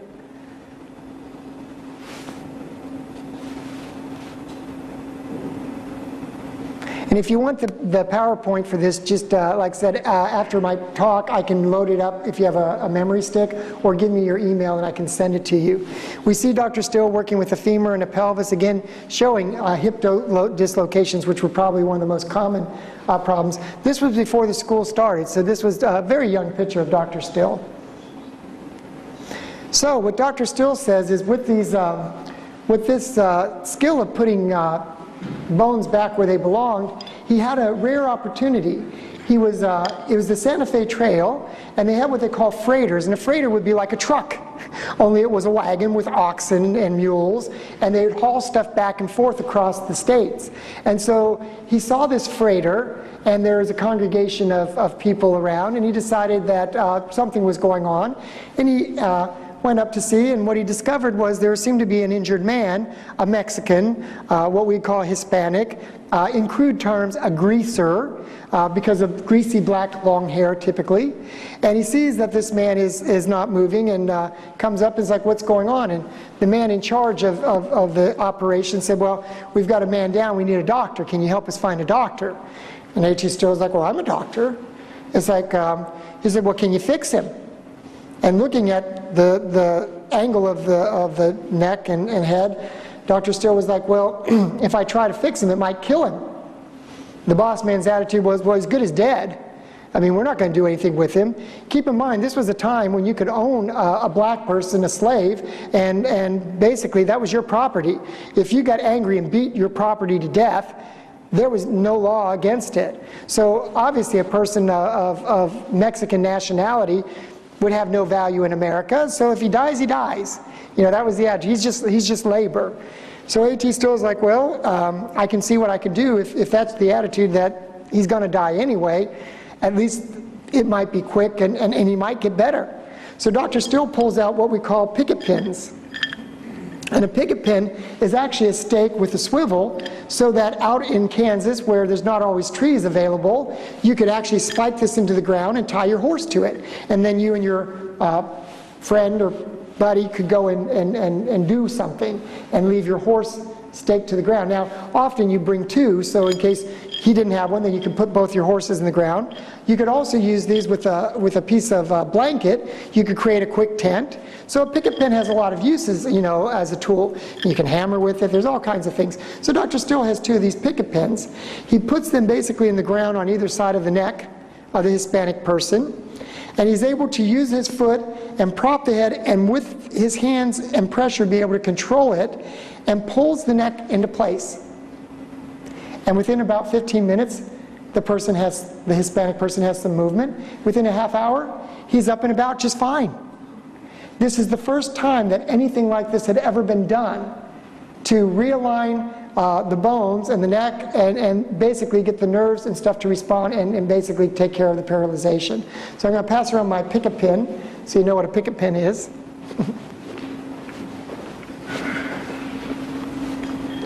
And that just shows you there's all types. These were used in the Civil War. They're very common for the Civil War with armies and such. Again, many purposes you can use them for. So this success really got Dr. Still thinking about this, and it wasn't long before he was in Hannibal, and there was a woman who was getting married. She was looking in the mirror at her dress, and as she was posing with her dress, she fell down her staircase and turned her neck. And Dr. Still was able to do a very similar treatment and get her basically moving again. And her comment to Dr. Still after she was put back into place was, "I'm getting married in 3 days. Will I be able to function as a bride?" And Dr. Still said, "You'll be able to function just fine." And so she invited Dr. Still to the wedding. He said he attended and everything went great. So again, you start to see him now really advancing with manipulation. He's becoming very skilled in this ability to manipulate the neck and spine. And even in the English text, you're told never touch the neck or the spine. So the final piece of this puzzle, which on the journey of osteopathy, is Dr. Still was very good at delivering babies. Because he worked on a farm, he had helped livestock, horses, cattle, pigs. He was often dealt with birth, whether it was animal or human. Dr. Still was probably the only doctor in these areas sometimes. He also was a dentist. He didn't just rip and pull teeth out. He was able to make plates and work with people and had a very fine set of dental tools. You might be surprised to know that our school, the founding school, has a dental school with it in Arizona, and we've just approved a second dental program in Kirksville.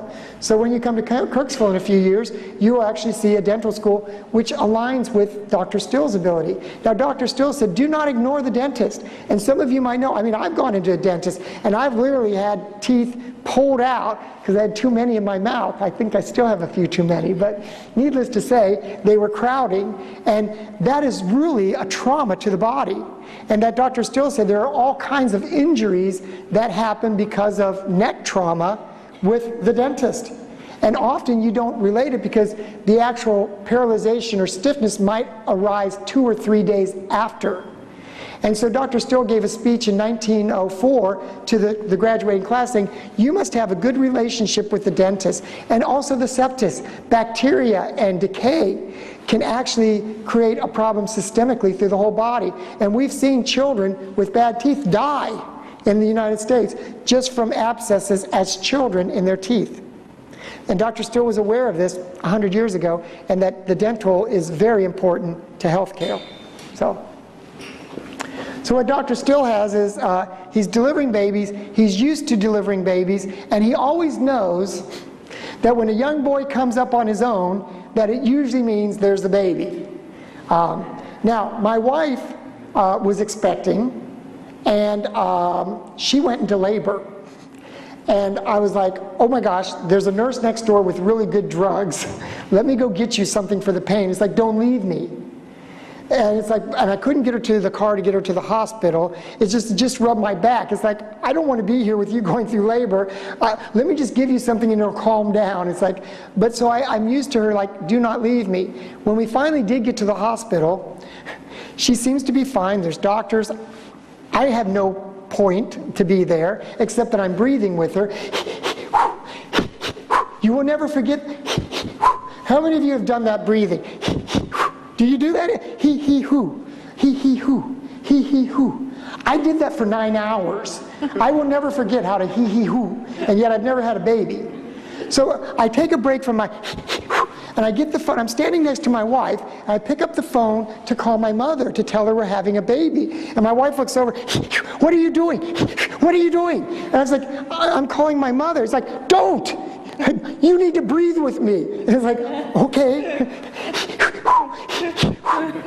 So you can see, women are out of control when they're having babies. I'm not having a baby, I would never understand that. But needless to say, I can't even stand next to her and talk on the phone. So you can understand, on the frontier, your wife goes into labor, you're not leaving her as the husband, and you send your child to go get the doctor. So A.T. Still sees this boy riding in as fast as he can, lickety-split.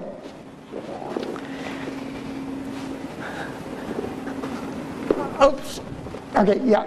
So he gets, you know, you can read ahead, but you might not want to. He gets to basically, the boy comes in, Mom needs you, hurry doctor, and the kid turns around and leaves. He's a young boy, he's all excited. Doctor still doesn't know who this kid is, and away he goes. And so Dr. Still grabs his obstetrics bag, and he chases after this kid. He finally catches up with him, and it's snowing, and it's kind of getting to a blizzard. They go for 10 miles, which is normal for a house call. No.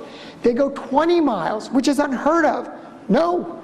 They go 25 miles.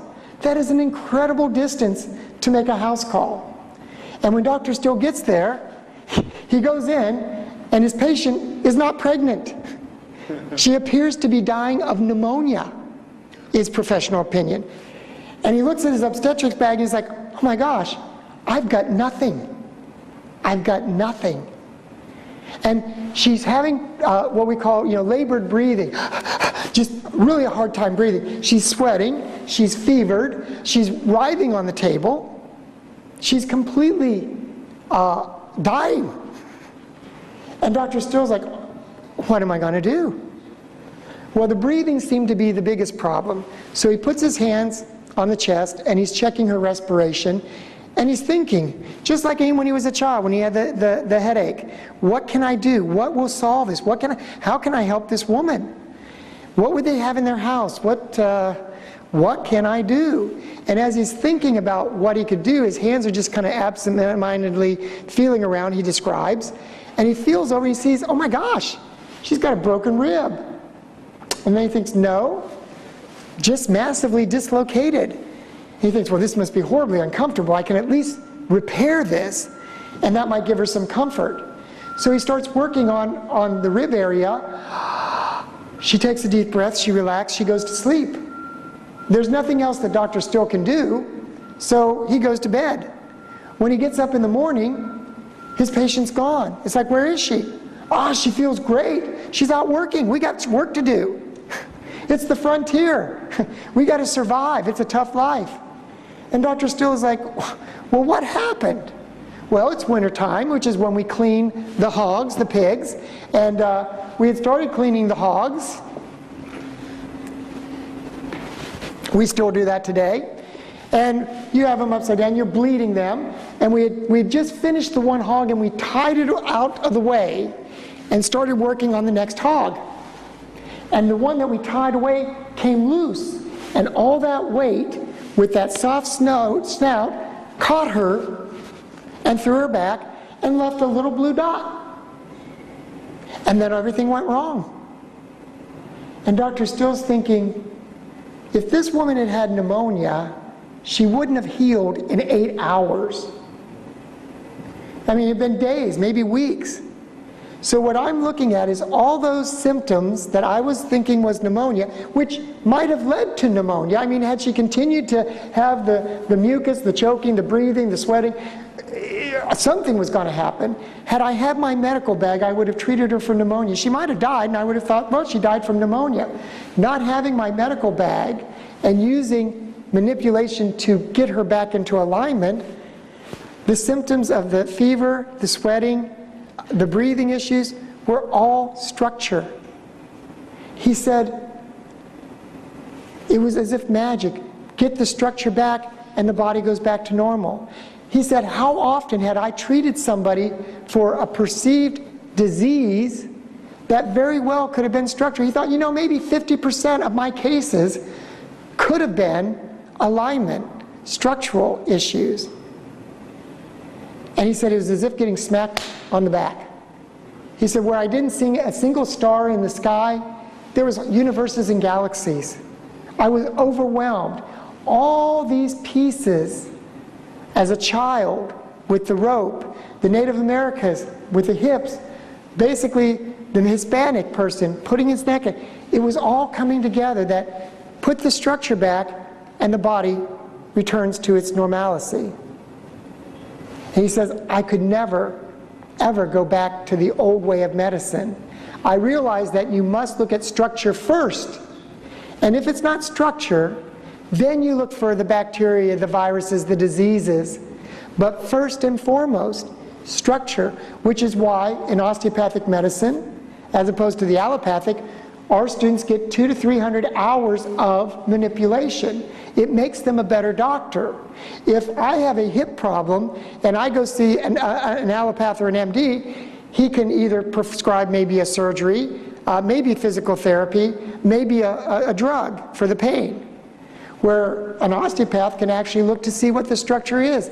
And many times what has been recommended as an MD surgery has become an OMM manipulation and resolved the problem within a half hour. My sister's daughter had been getting a glass of water, and she fell and broke both bones in her wrist area, in her arm. She rushes her to an emergency room. The intake says, do you want a DO or do you want an MD? My sister doesn't know what's the difference. I just need a doctor. What's the difference?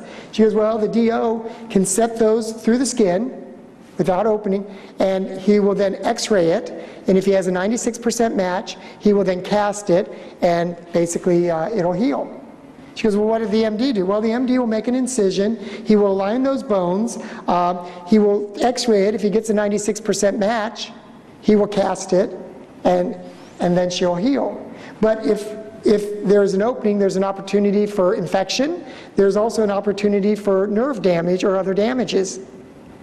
So of course my sister went with the DO, and that niece is an artist. She uses her hands and again had a great recovery. But here's an example where what an MD does and what a DO might do, how the differences might be done even in an emergency room situation. So we basically have Dr. Still in our famous pig shot, basically having this idea about structure being most important before anything else. And so, as he said, it was this hog's nose that, you know, brought up, it was because of the hog that osteopathy was to some degree discovered, or discovered when it was discovered. And Dr. Still would continue to use pigs. When you would sign in at his home, you would have to draw a pig without looking as a joke and then sign your name. It was another way to get Dr. Still to get to your human side, because having to draw something is tough enough. Having to draw it without looking, and he did it himself. It wasn't like there was a trick and you could do it. His pig looks awful, but he signs his name under it. It was a way to get you back into being human. And so it was a way to kind of take you down a rung or two. Because if you're going to be with me, I don't want you up here on your high horse, so to speak, that you're in your glory. I want you to be, you know, again, on a level that we can talk and be human together. So. And as he said, the spirits have been bringing it to him a little bit at a time, and finally it all came together.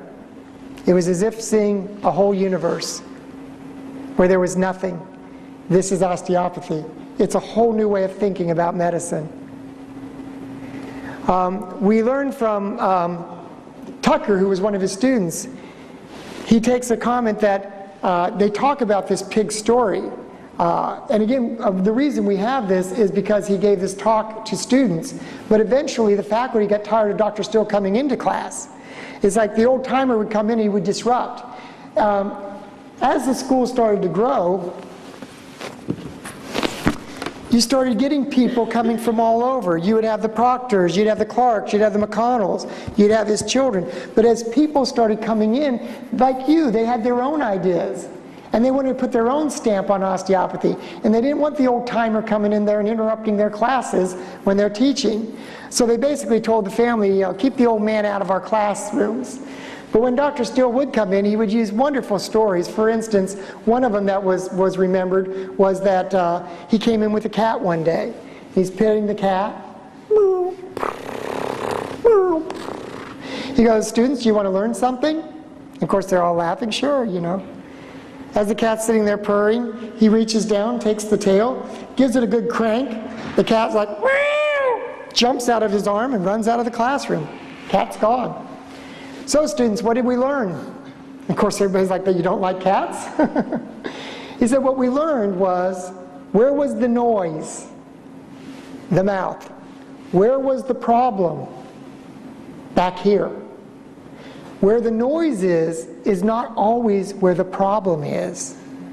So someone may be having a problem here, but really, The area that is needing to be fixed is maybe in the pelvis area. And that's what he was explaining, that the noise doesn't always point you to where the problem necessarily is. It's really very deep. But Dr. Still was that way. He would talk in analogies. And a smart person can take two ideas that have no connection and find the commonality. This is why we're human. Our minds are what makes us so great. And so Dr. Still would do this. And so people never knew when he was joking or not, because he'd be one minute talking very seriously. He said it'd be as if the thunderclouds and the lightning, he'd be talking about all this information with such passion. And then it'd be as if he picks up a dandelion and blows it all away, as if it was nothing. That this was his ability, and people had a hard time keeping up with Dr. Still when he talked. And he was so deep, and he would talk in such analogies, and to him they were such simple ideas, and people just couldn't get it. So.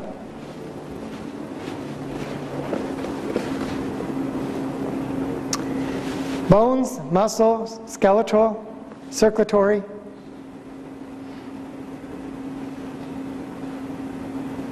So it's just basically, this is talking about our history. Here, Dr. Still calling himself a magnetic healer for a while, meaning my energy goes into you and creates healing.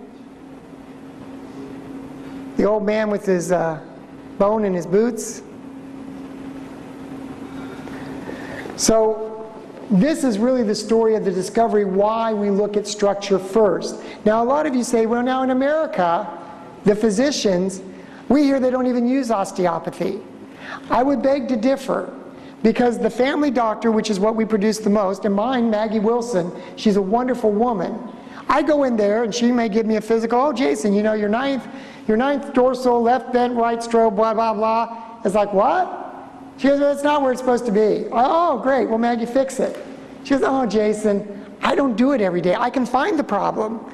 But really, you should go to the OMM, the manipulation department, and have Dr. Lockwood or Billy Strait or one of the great DOs that let them fix it, because this is what they do. We often treat osteopathic medicine, even within the United States, as a specialty. And there are people that do that. That's all they do as physicians. But it's no different. If I went to see Maggie and she checked my blood and she saw something odd, she goes, Jason, I'm seeing a count that seems to indicate you might have cancer. And I wouldn't expect her to deal with that either. She goes, now here's an oncologist that I know, that I trust, and they will help you. So what our doctors say is knowing manipulation makes them a better surgeon, a better family doctor, a better OBGYN, and some of them will use it and some of them will not. But knowing it gives them that same skill to make a better diagnosis over and who will help you the best. And so again, I don't feel bad. I just feel that just like everything else, medicine becomes so much information that you almost have to have specialties within it, because one person, Dr. Still in his day had to do it all. But nowadays, we have professionals that can do many different forms of medicine. And so that's why it is. So again, just helping you understand, I don't think OMM is wasted on our physicians. Those that do it well. Those that don't do it every day still know it, and they're better physicians for it, and they make better diagnosis and better care for patients. So it is not a loss. And our students get the same education as an MD, but that extra manipulation, and it makes them, I believe, better doctors. So, Dr. Still has this all going on now. He's figured it out. It's working. It's going good. Hundreds of people coming to see him. He can't cure everybody, but he cures enough of the hard cases. Word gets out that something's happening in Kirksville. Now, he's the type, if someone came with cerebral palsy, he said, I cannot fix cerebral palsy with manipulation, but there are some things we can do to make that a little less painful, to give you a higher quality of life. You see patients that you can't fix, but can you get it better? Some of us just want less pain. We realize that you can't undo a torn up limb, but if I could feel better and do better, that would take me forward a little bit. So what we see is Dr. Still's getting all these patients. He's basically at this time 64 years old. And the town looks at him and goes, you know, this old coot's gonna die pretty soon. And if he doesn't teach anybody this, we're going to lose it. So they encouraged Dr. Still to build a school. He's like, Dr. Still, can you teach this? He goes, well, I think if you understand your anatomy, you could learn this. Yeah, it's not an amazing gift, though his children said there was something more to Dr. Still. His sensitivity was such that he almost had a greater gift than was normal for the average person. That's what his children said. But he could teach enough of it to get it out there, get us all on the right path. So Dr. Still basically starts this he's going to start this school. And all these wonderful cases are happening. Word gets to somebody down in St. Louis, William Smith, his diploma from Edinburgh. So we'll pass that around. So if those of you have not maybe seen his degree from Edinburgh. I'll also pass around, well, a couple other degrees. Then this was actually in the United States. So this is actually next in the story, the next degree we have to see. Oops, that's kind of tricky. Okay, I think I'm still hooked up. He was actually legal in Missouri before he went and saw Dr. Still as a medical doctor. So you can see that Dr. Smith was really qualified to be in the United States, and he was selling surgical tools, kind of traveling around, making a small living. His wife had just died in Scotland. He left his small son with family. I know that sounds horribly inhuman, but do you know, as a boy in the Caribbean islands, I think he was in Jamaica, his mother died, and his father took the 3-year-old William Smith and sent him back to Scotland to be raised by his aunts. So this attitude of being raised by family when your mom's dead, and it worked enough for him, why not for his own son? So he remarries, he comes to America, he's basically making a small living, and he hears about this guy up in Kirksville who's doing these miracle cures, and what he's saying is, wait, who is this old crank? And what's his education? I have 7 years of the finest education in Edinburgh. There is nothing this man would know that I wouldn't know. I'm going to go up to Kirksville and prove that he is a fraud. I'm going to debunk him. I'm going to go make a fool of the old man. So William Smith comes up to Kirksville. He first talks to some of the doctors. So what's going on with this old man? I don't know, he's a quack. He's untalented. Oh, so he doesn't do anything. Oh no, the doctors would tell William Smith, oh no, he cures people. William Smith was like, well, wait a minute. How do you know he cures people? Well, we've been his patient. He's helped us. Okay, so you're calling him a quack, and yet you're telling me that he's helped you. Oh yeah. Well, maybe you just don't know what he's doing. We don't. So William Smith decides to make a house call. And when he visits with A.T. Still, he realizes that this old man has a complete understanding of electricity, how the body works, how the nervous system. In analogies, he knows this man is very talented. And then he sees some manipulation done. Neck, spine. We're told in Edinburgh never to touch those areas. You'll either paralyze or kill your patient. And yet Dr. Still has perfected this to a degree. He can work this way. What would you think this talented education man would want? He wants to continue his education. Teach me manipulation, I'll be your anatomy instructor. So they form a partnership, and they start this little school, which the town's wanting, because if Dr. Still dies, nobody's going to know about this. So who do you think his first students are? Patients that got better? How many of you were a patient and then went into osteopathic medicine? More osteopaths have been treated and then said, I want to do this. You know your students that were that way. Jamie Archer, I think, was in the military, and weren't you kind of a patient and got into it that way? Yeah. He's probably one of the most talented clinical people on Still's techniques. How do we get into it? I was treated once. Why am I up here? I'm walking at the medical school. I actually have I'm just getting my wife. She works there too. But I don't work there. And I'm walking down the hallway, minding my own business, and I didn't know it at the time, the chair of the manipulation department, Michael Lockwood, he actually is OBGYN. He delivered both my children, did cranial on them. Maybe that's partly why my children are beautiful. They began with cranial and Dr. Lockwood. Needless to say, this all comes later. Dr. Lockwood's walking past me, and as you know how people just mumble something as they're going by you? As he's going by me, I hear him mumble, I can fix your neck. And it strikes me as odd, and I kind of like, and I'm in a room about this size with no one else in it. It's not like I could be mistaken. And I said, excuse me? He says, I can fix your neck. And I said, there's nothing wrong with my neck. He goes, there is, and I can fix it. He goes, let me prove it to you. I said, okay, prove it to me. He goes, okay. And he gets in front of me. I'm standing there. He goes, now, turn your neck, look behind you.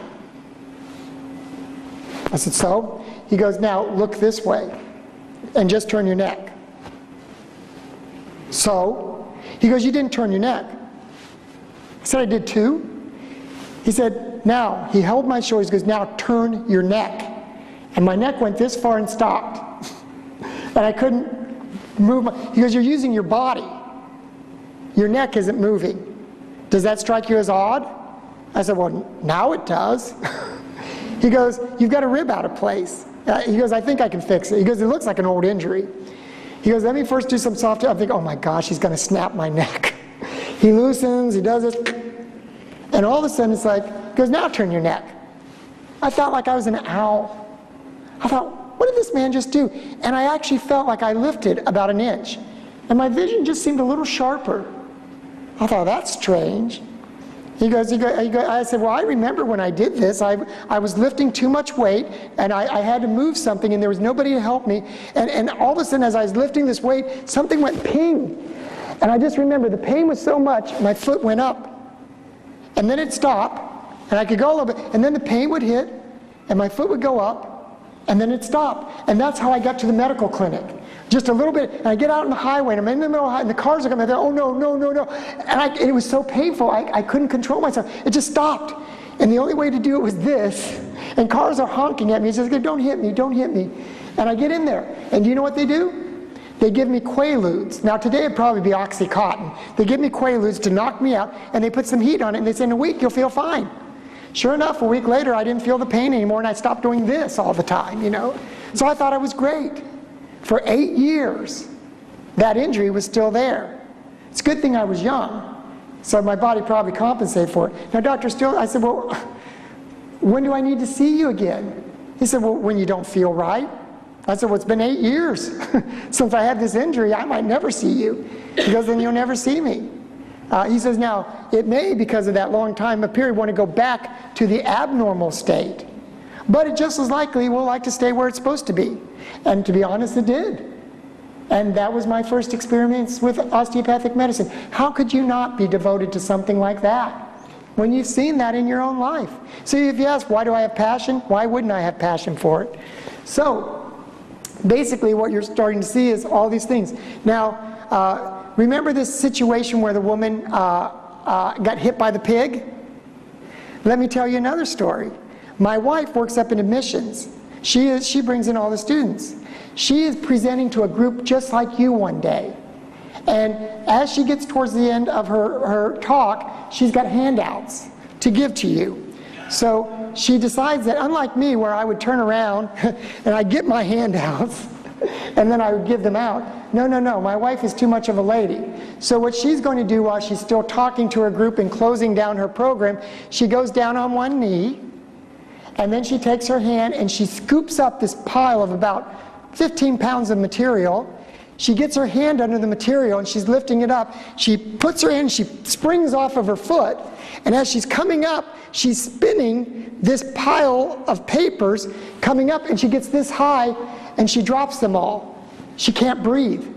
Her breathing completely stops, and she starts to turn blue. Now fortunately, there's a clinic, you know, because we're at a medical school, there's a doctor not even 20 yards away. The staff run to get a doctor. He sees her blue. He doesn't know what's wrong with her, but he thinks she's choking. So he gets behind her and does a couple kind of like Heimlich moves, and she can now catch her breath. She's breathing again, but she's breathing like this. She can only catch a little bit of breath. And they believe she's having a heart attack, so they take her to his office. They call me down at the museum, your wife is having a heart attack. It's like, what? She just started. It's like, so of course I run there, I get in there, it's like, Lori, it's like, I don't know what's wrong with me. I hurt, I can't breathe. It's like, my God, she's having a heart attack. And so they run all the tests on her and stuff. You know, they can tell by your blood if you're having a heart attack. She's not having a heart attack. She's not having anything with her heart. They end up taking her into manipulation. She has had a massive dislocation. They get Dr. Schneider and Dr. Lockwood, 2 or 3 different doctors, manipulators, and they literally pull her apart and stretch her and put her back into shape. And it all stops. She's perfectly fine. That's 7 years ago. What I'm saying is, just like Dr. Steele, I always thought that story about the pig is like, come on.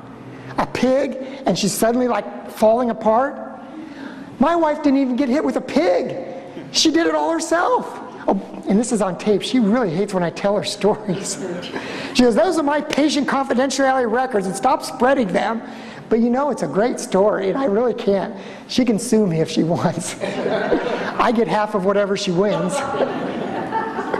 So needless to say, and I think it's a good story. I do respect my wife, but that is an amazing thing, because what was relevant to Dr. Still then is relevant today. People today, even at an osteopathic school, will think it's a heart attack until they realize, gosh, it was just structure, pure structure.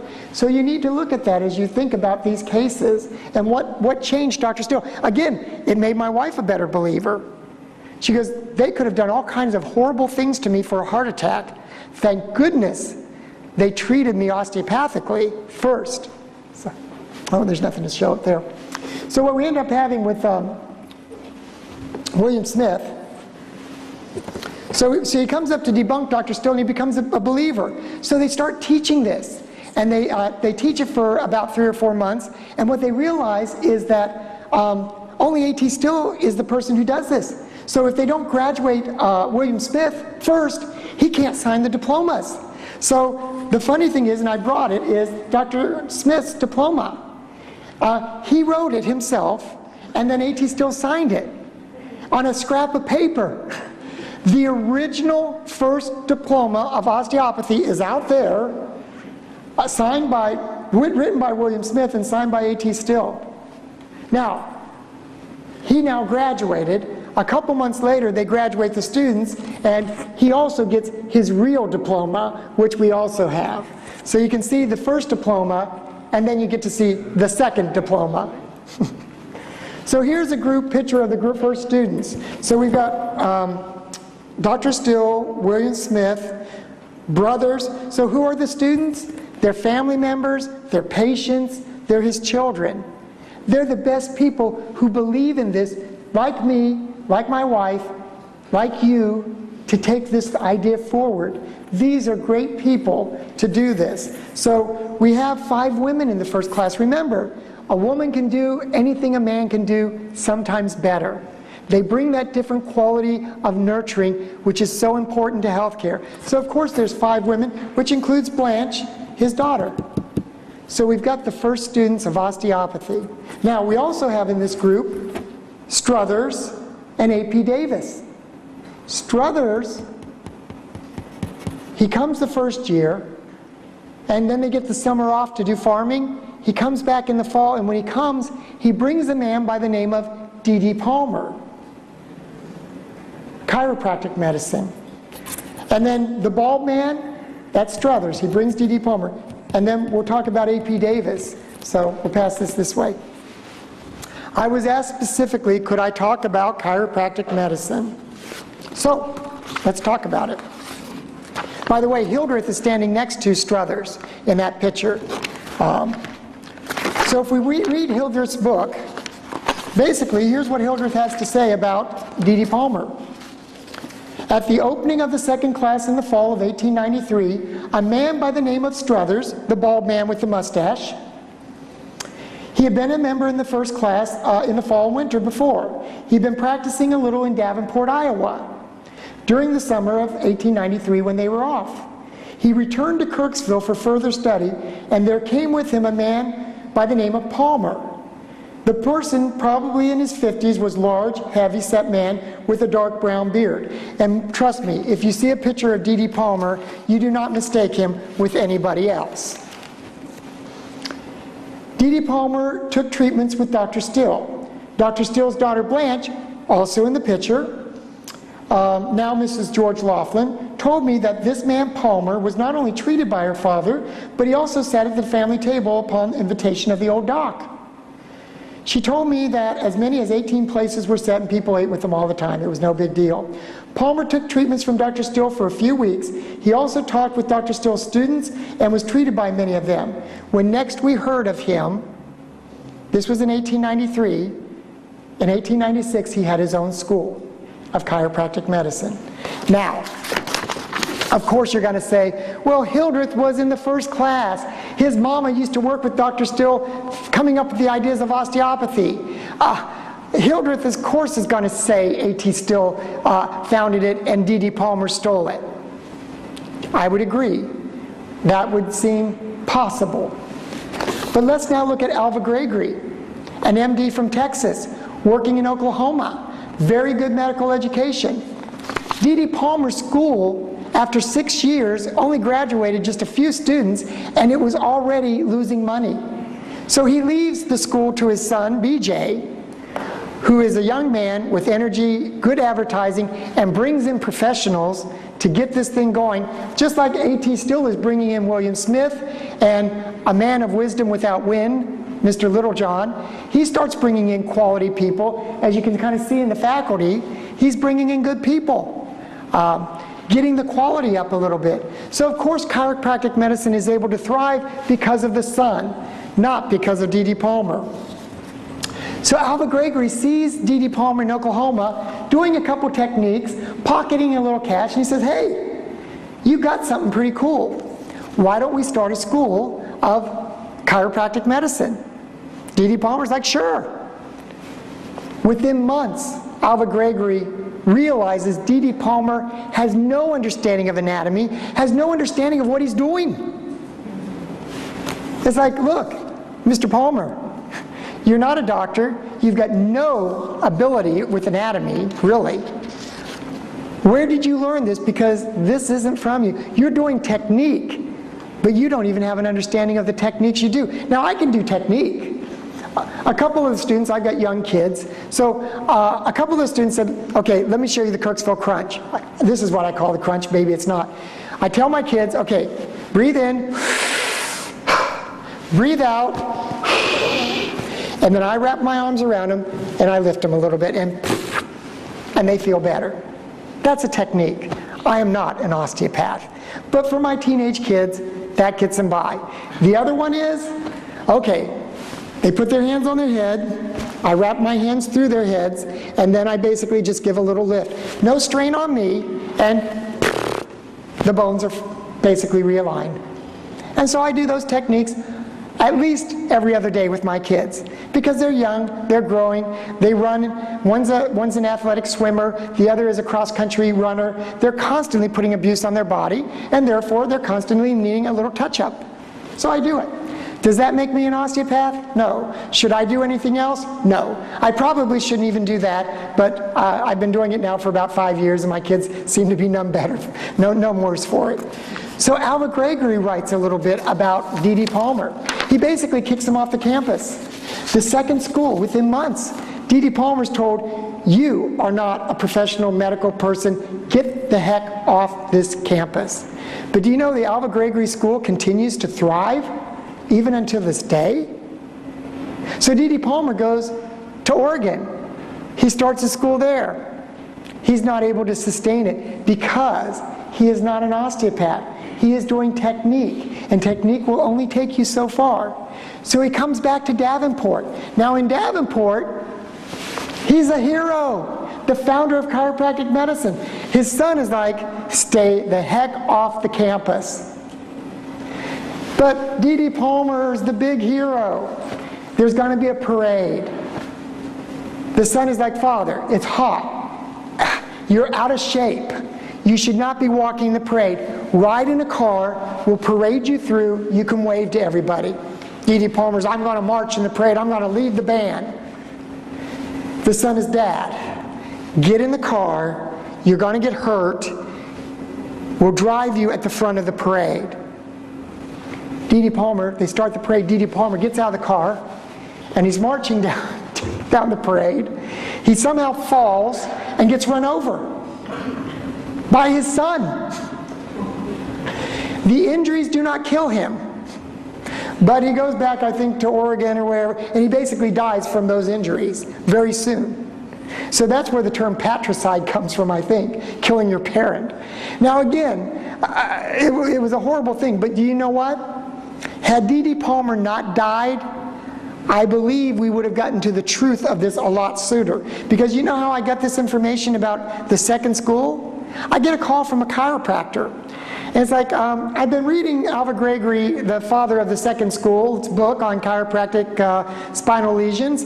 And what do you think about what he says about D.D. Palmer? I said, what? He goes, well, do you think that D.D. Palmer was trained by an osteopath? I mean, it says it in his book. I said, what book? And all of a sudden I hear oh, click. I'm no dumb bunny. I remember that name, Alva Gregory, and I know there's a book, and somewhere in that book it says D.D. Palmer was trained by an osteopath. So I get the book, and I read this in a 1910 book by the second school president. And I'm doing this because I was asked to do this by one of the participants. The first school established that used the spinal thrust exclusively as a system for treatment of all ailments, both acute and chronic, was started by D.D. Palmer, who attained his first ideas of the spinal lesion from an osteopath by the name of Struthers. This is exactly what Hildreth has said. And there is Struthers in that picture. The spinal thrust, we understand, he obtained from a Bohemian. Palmer, however, established the first school known as chiropractic, being so named its founder, and to him belongs that honor, that he established the first school. We find no evidence whatever that he is a discoverer, but we find facts to the contrary. Palmer, being an uneducated man, it has fallen to the hands of others to develop the science. That is by the founder of the second school, years after the first school. To me, it's a chiropractor's appraiser of Palmer. And I have no reason. And here's the thing is, Alva Gregory could not know who Struthers is because you know what? Struthers never graduated. The only reason we know he was at the school is because of what Hildreth wrote. And on the back of the photograph of the first class, we've got two. One taken in 92 and one taken in 93. And Struthers is in both of those, and his name is on the back identifying who he is. But because he never graduated, there is no record of him at the school except the photograph. How would Alva Gregory know that there was even a Struthers in the first class and that he came with D.D. Palmer?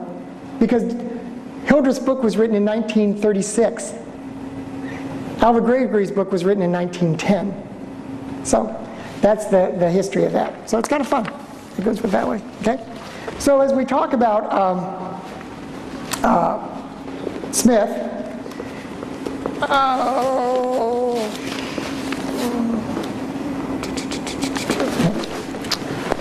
what we find out is that William Smith, he was a little bit of a free spirit. I mean, look at his upbringing. Look at how he traveled. Look at all these things about William Smith.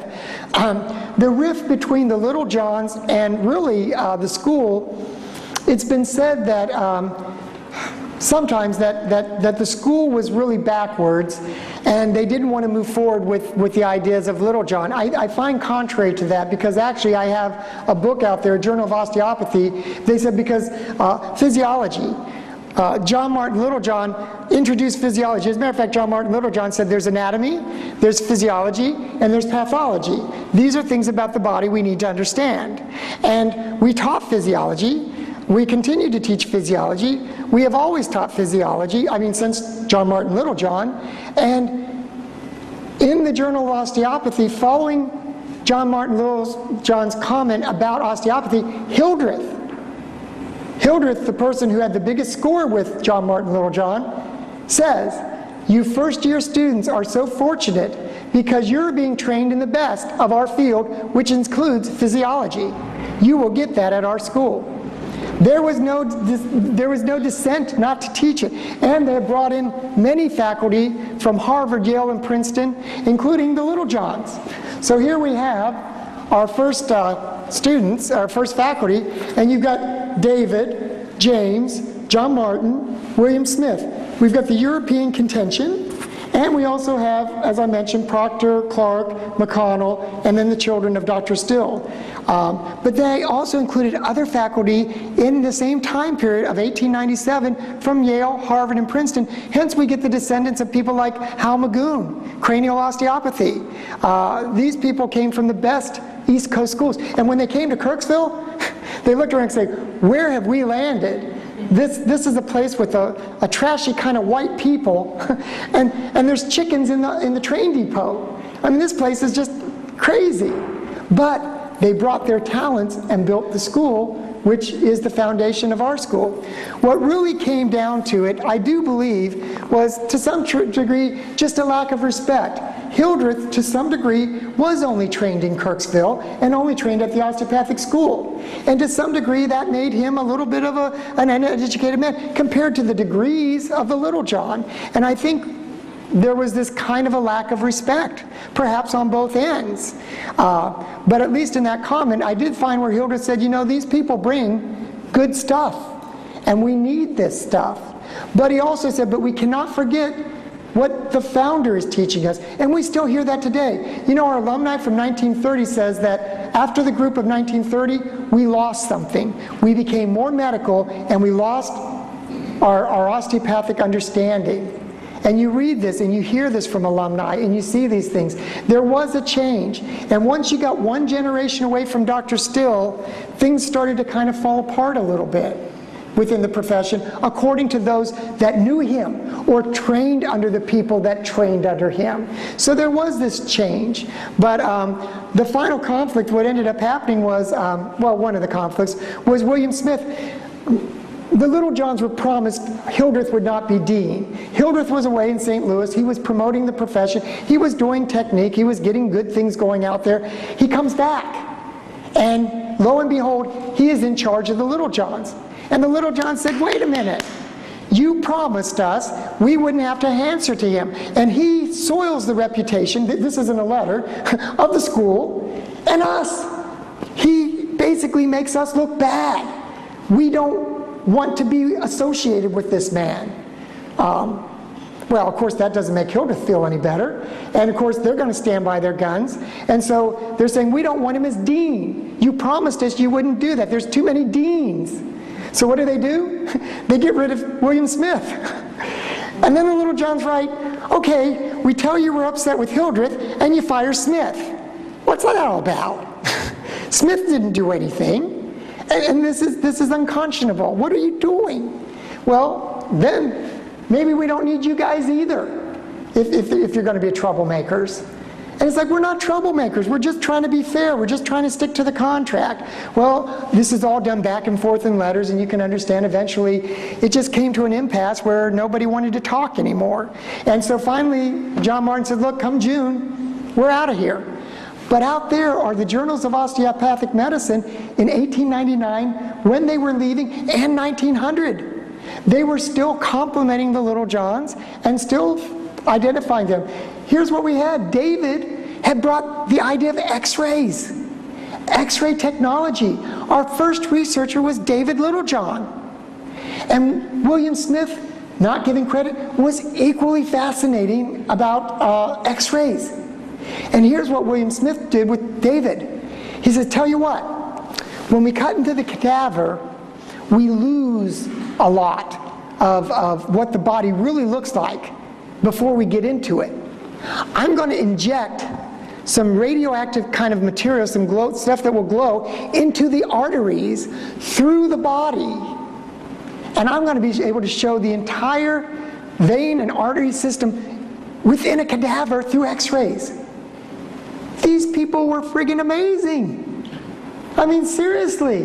We've got a cadaver showing all the veins, all the circulatory system. Nobody had that because of the intelligence of David Littlejohn and William Smith working at the original school. Now, here's the funny thing about it. Years later, there's a murder case, and this man is accused of killing a person because of somehow there's something in the process of the blood or whatever. And William Smith says, wait a minute, I have done that research, and let me x-ray the body and prove to you that this man is innocent. And he did. Here's the funny thing. Arthur Conan Doyle, Sherlock Holmes, he was a classmate with William Smith. And this highly publicized murder that is exonerated because of William Smith's intelligence and saying, this cannot be because I have done this amazing research, the man gets off. And supposedly from the children of William Smith, it's like Arthur Conan Doyle was so impressed that he made the character of Watson from William Smith. And I have that information. If you want to read it, it'll be at the table. So, I mean, it's a little sideline, but his research was so well respected, it became international fame. And a character in a book, perhaps. But this is what we find out about these people. So we had great things going on with William Smith. Now, you know what happened to William Smith? When he was fired, he didn't need the school. He becomes president of the Atlantic School in Wilkes-Barre, Pennsylvania. Does this sound like a demotion to you? You're a professor, you're fired, or even if you're a dean, and now you're president of a school. Sounds like you don't have any problems getting around. Now here's the funny thing is, within a couple years of that promotion, I'm going to steal this, what's behind there, yep. Within a couple years of that promotion, he doesn't want to be president. He resigns. He writes back to Dr. Still, I really would like to come back. I believe in osteopathy. We can do good things together. It's home. And so he comes back. What I'm saying is, the Smiths and the Stills, you know, part of it was William Smith. He kind of was what we call a free spirit. He didn't obviously want to sit anywhere very long. You know, he came to the school, he learned osteopathy, and he left within a couple years and was gone for 3 years. He comes back, he teaches, he gets fired, he becomes a president, and then in 3 years he's back. William Smith was really a free spirit. So his leaving was not a big deal. It was a bigger deal to the Little Johns, I believe, than it was to William Smith. He bounced back, no problem. Now here's the funny thing is, finally, about 1910, he returns back home to Scotland. I think it's Dundee area where he ends up. And in 1912, he says, you know what? I'm finally ready to settle down and just do good osteopathy. He catches pneumonia and is dead within 2 days. A young man who had just decided that finally he was ready for calmness. And that was his undoing. Maybe a spirit like that just couldn't do it. But it's sad. We often said that William Smith was an amazing osteopath, but he never wrote the book. He never wrote a book specifically on osteopathic medicine, treatment, technique. But it does say he took pictures. And we believe those are the photographs in 1908 when he was on campus of the students with Dr. Still showing all the techniques. We never knew who took the pictures, but I was reading in the obituary, and one of the things was the regrets was he never wrote a book. He wrote a book on anatomy, and it was flawless. He never wrote a book on osteopathic technique, though he was excellent at it. But he did take the pictures, it says in his obituary, and now I think I know where those pictures are. They're the 1908 collection for a complete study of manipulation. There's no credit for the photographs. Someone very skilled, very talented, and who knew osteopathic medicine put it all together. So I believe it must have been William Smith. Unless I find another set of pictures. And there are no other pictures that would do that in our collection. His grave is in Edinburgh. Huh? Grave is in Edinburgh. Oh, yeah, his grave is, yeah. We've gone and done it, and I've got some material you'll be able to look on. So now we have John Martin Littlejohn. Now here's what's funny is you get to see a bearded John Martin Littlejohn. Some people have never seen him with a beard. This is his graduating class. Remember, he comes as a patient 1 year, he's a student the next year, and the third year he's dean. Talk about an overambitious guy, but he must have been horribly talented, because that is the only professor at our school who's ever done that. And so we'll pass it around so you can actually see the little stars and John Martin Littlejohn in the picture.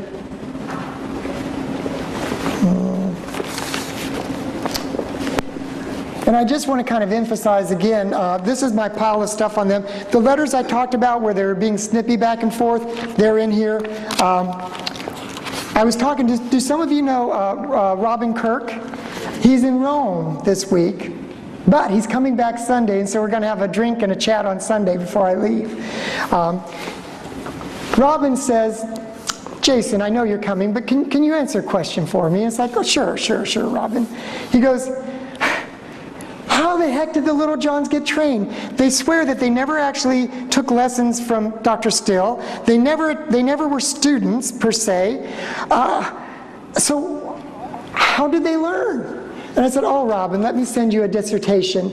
This is a legal document when the A.T. Still family got in a fight with another DO, and they were asked about the diplomas and how people got diplomas. And the last one is James's story. And what James tells you is, in this, and if you want to read the last thing, basically James says is, what we were doing is, we were teaching, but we had free access to what is called the clinics and the operating rooms. And I'm thinking where the operators were. And I thought, you know, James was a surgeon. What would he be doing in an operating room? And then it hit me.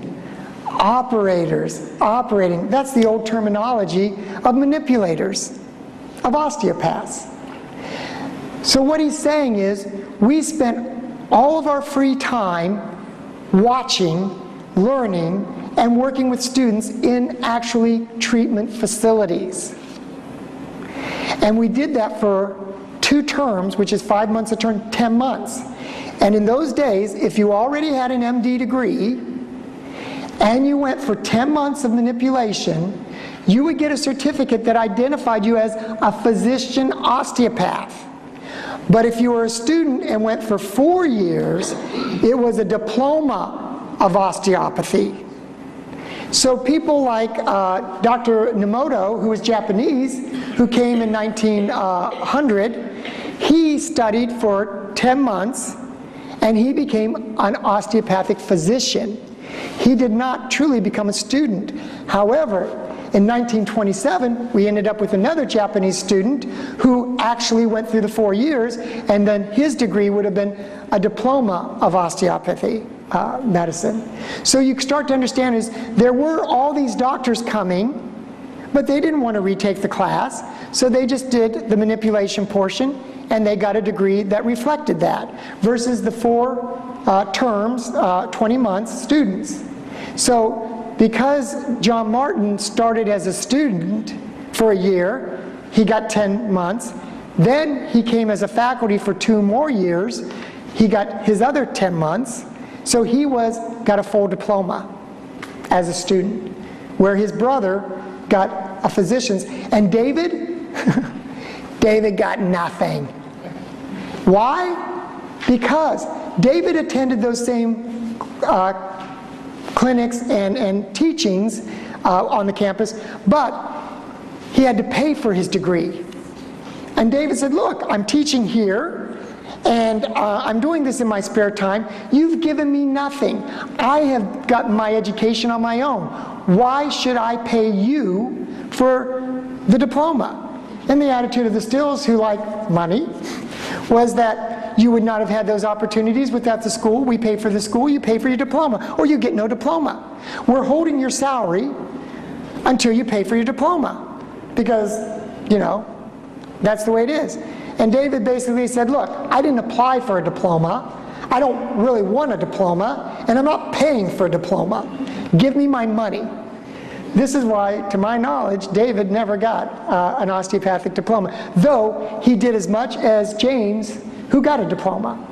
Now, the 3 of them went then to Chicago after this riff and started their school. But David very quickly petered away from it. He was there just enough to get it founded, but he was a talented scientist. He had his surgery background. He had his MD degree.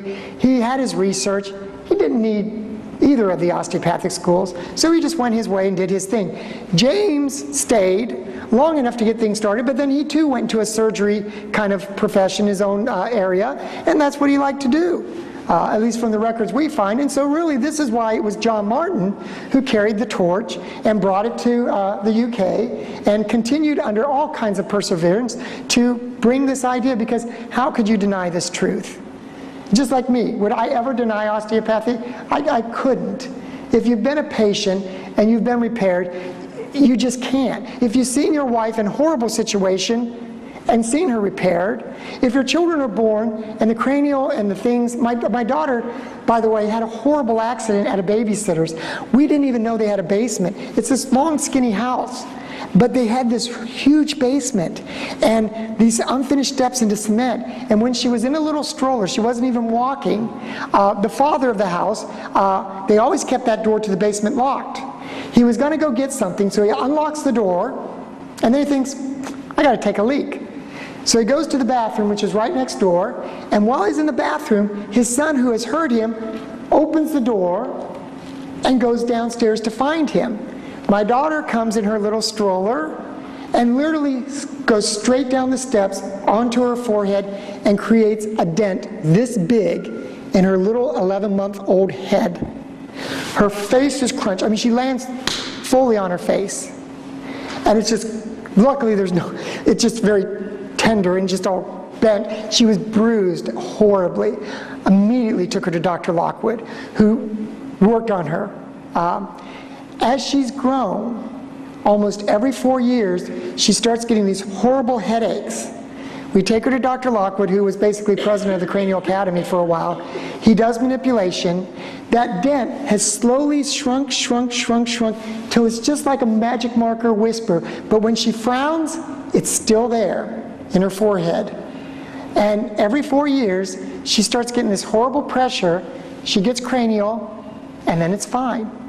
So who could deny osteopathic medicine when you see this kind of work going on with your children and the success of it?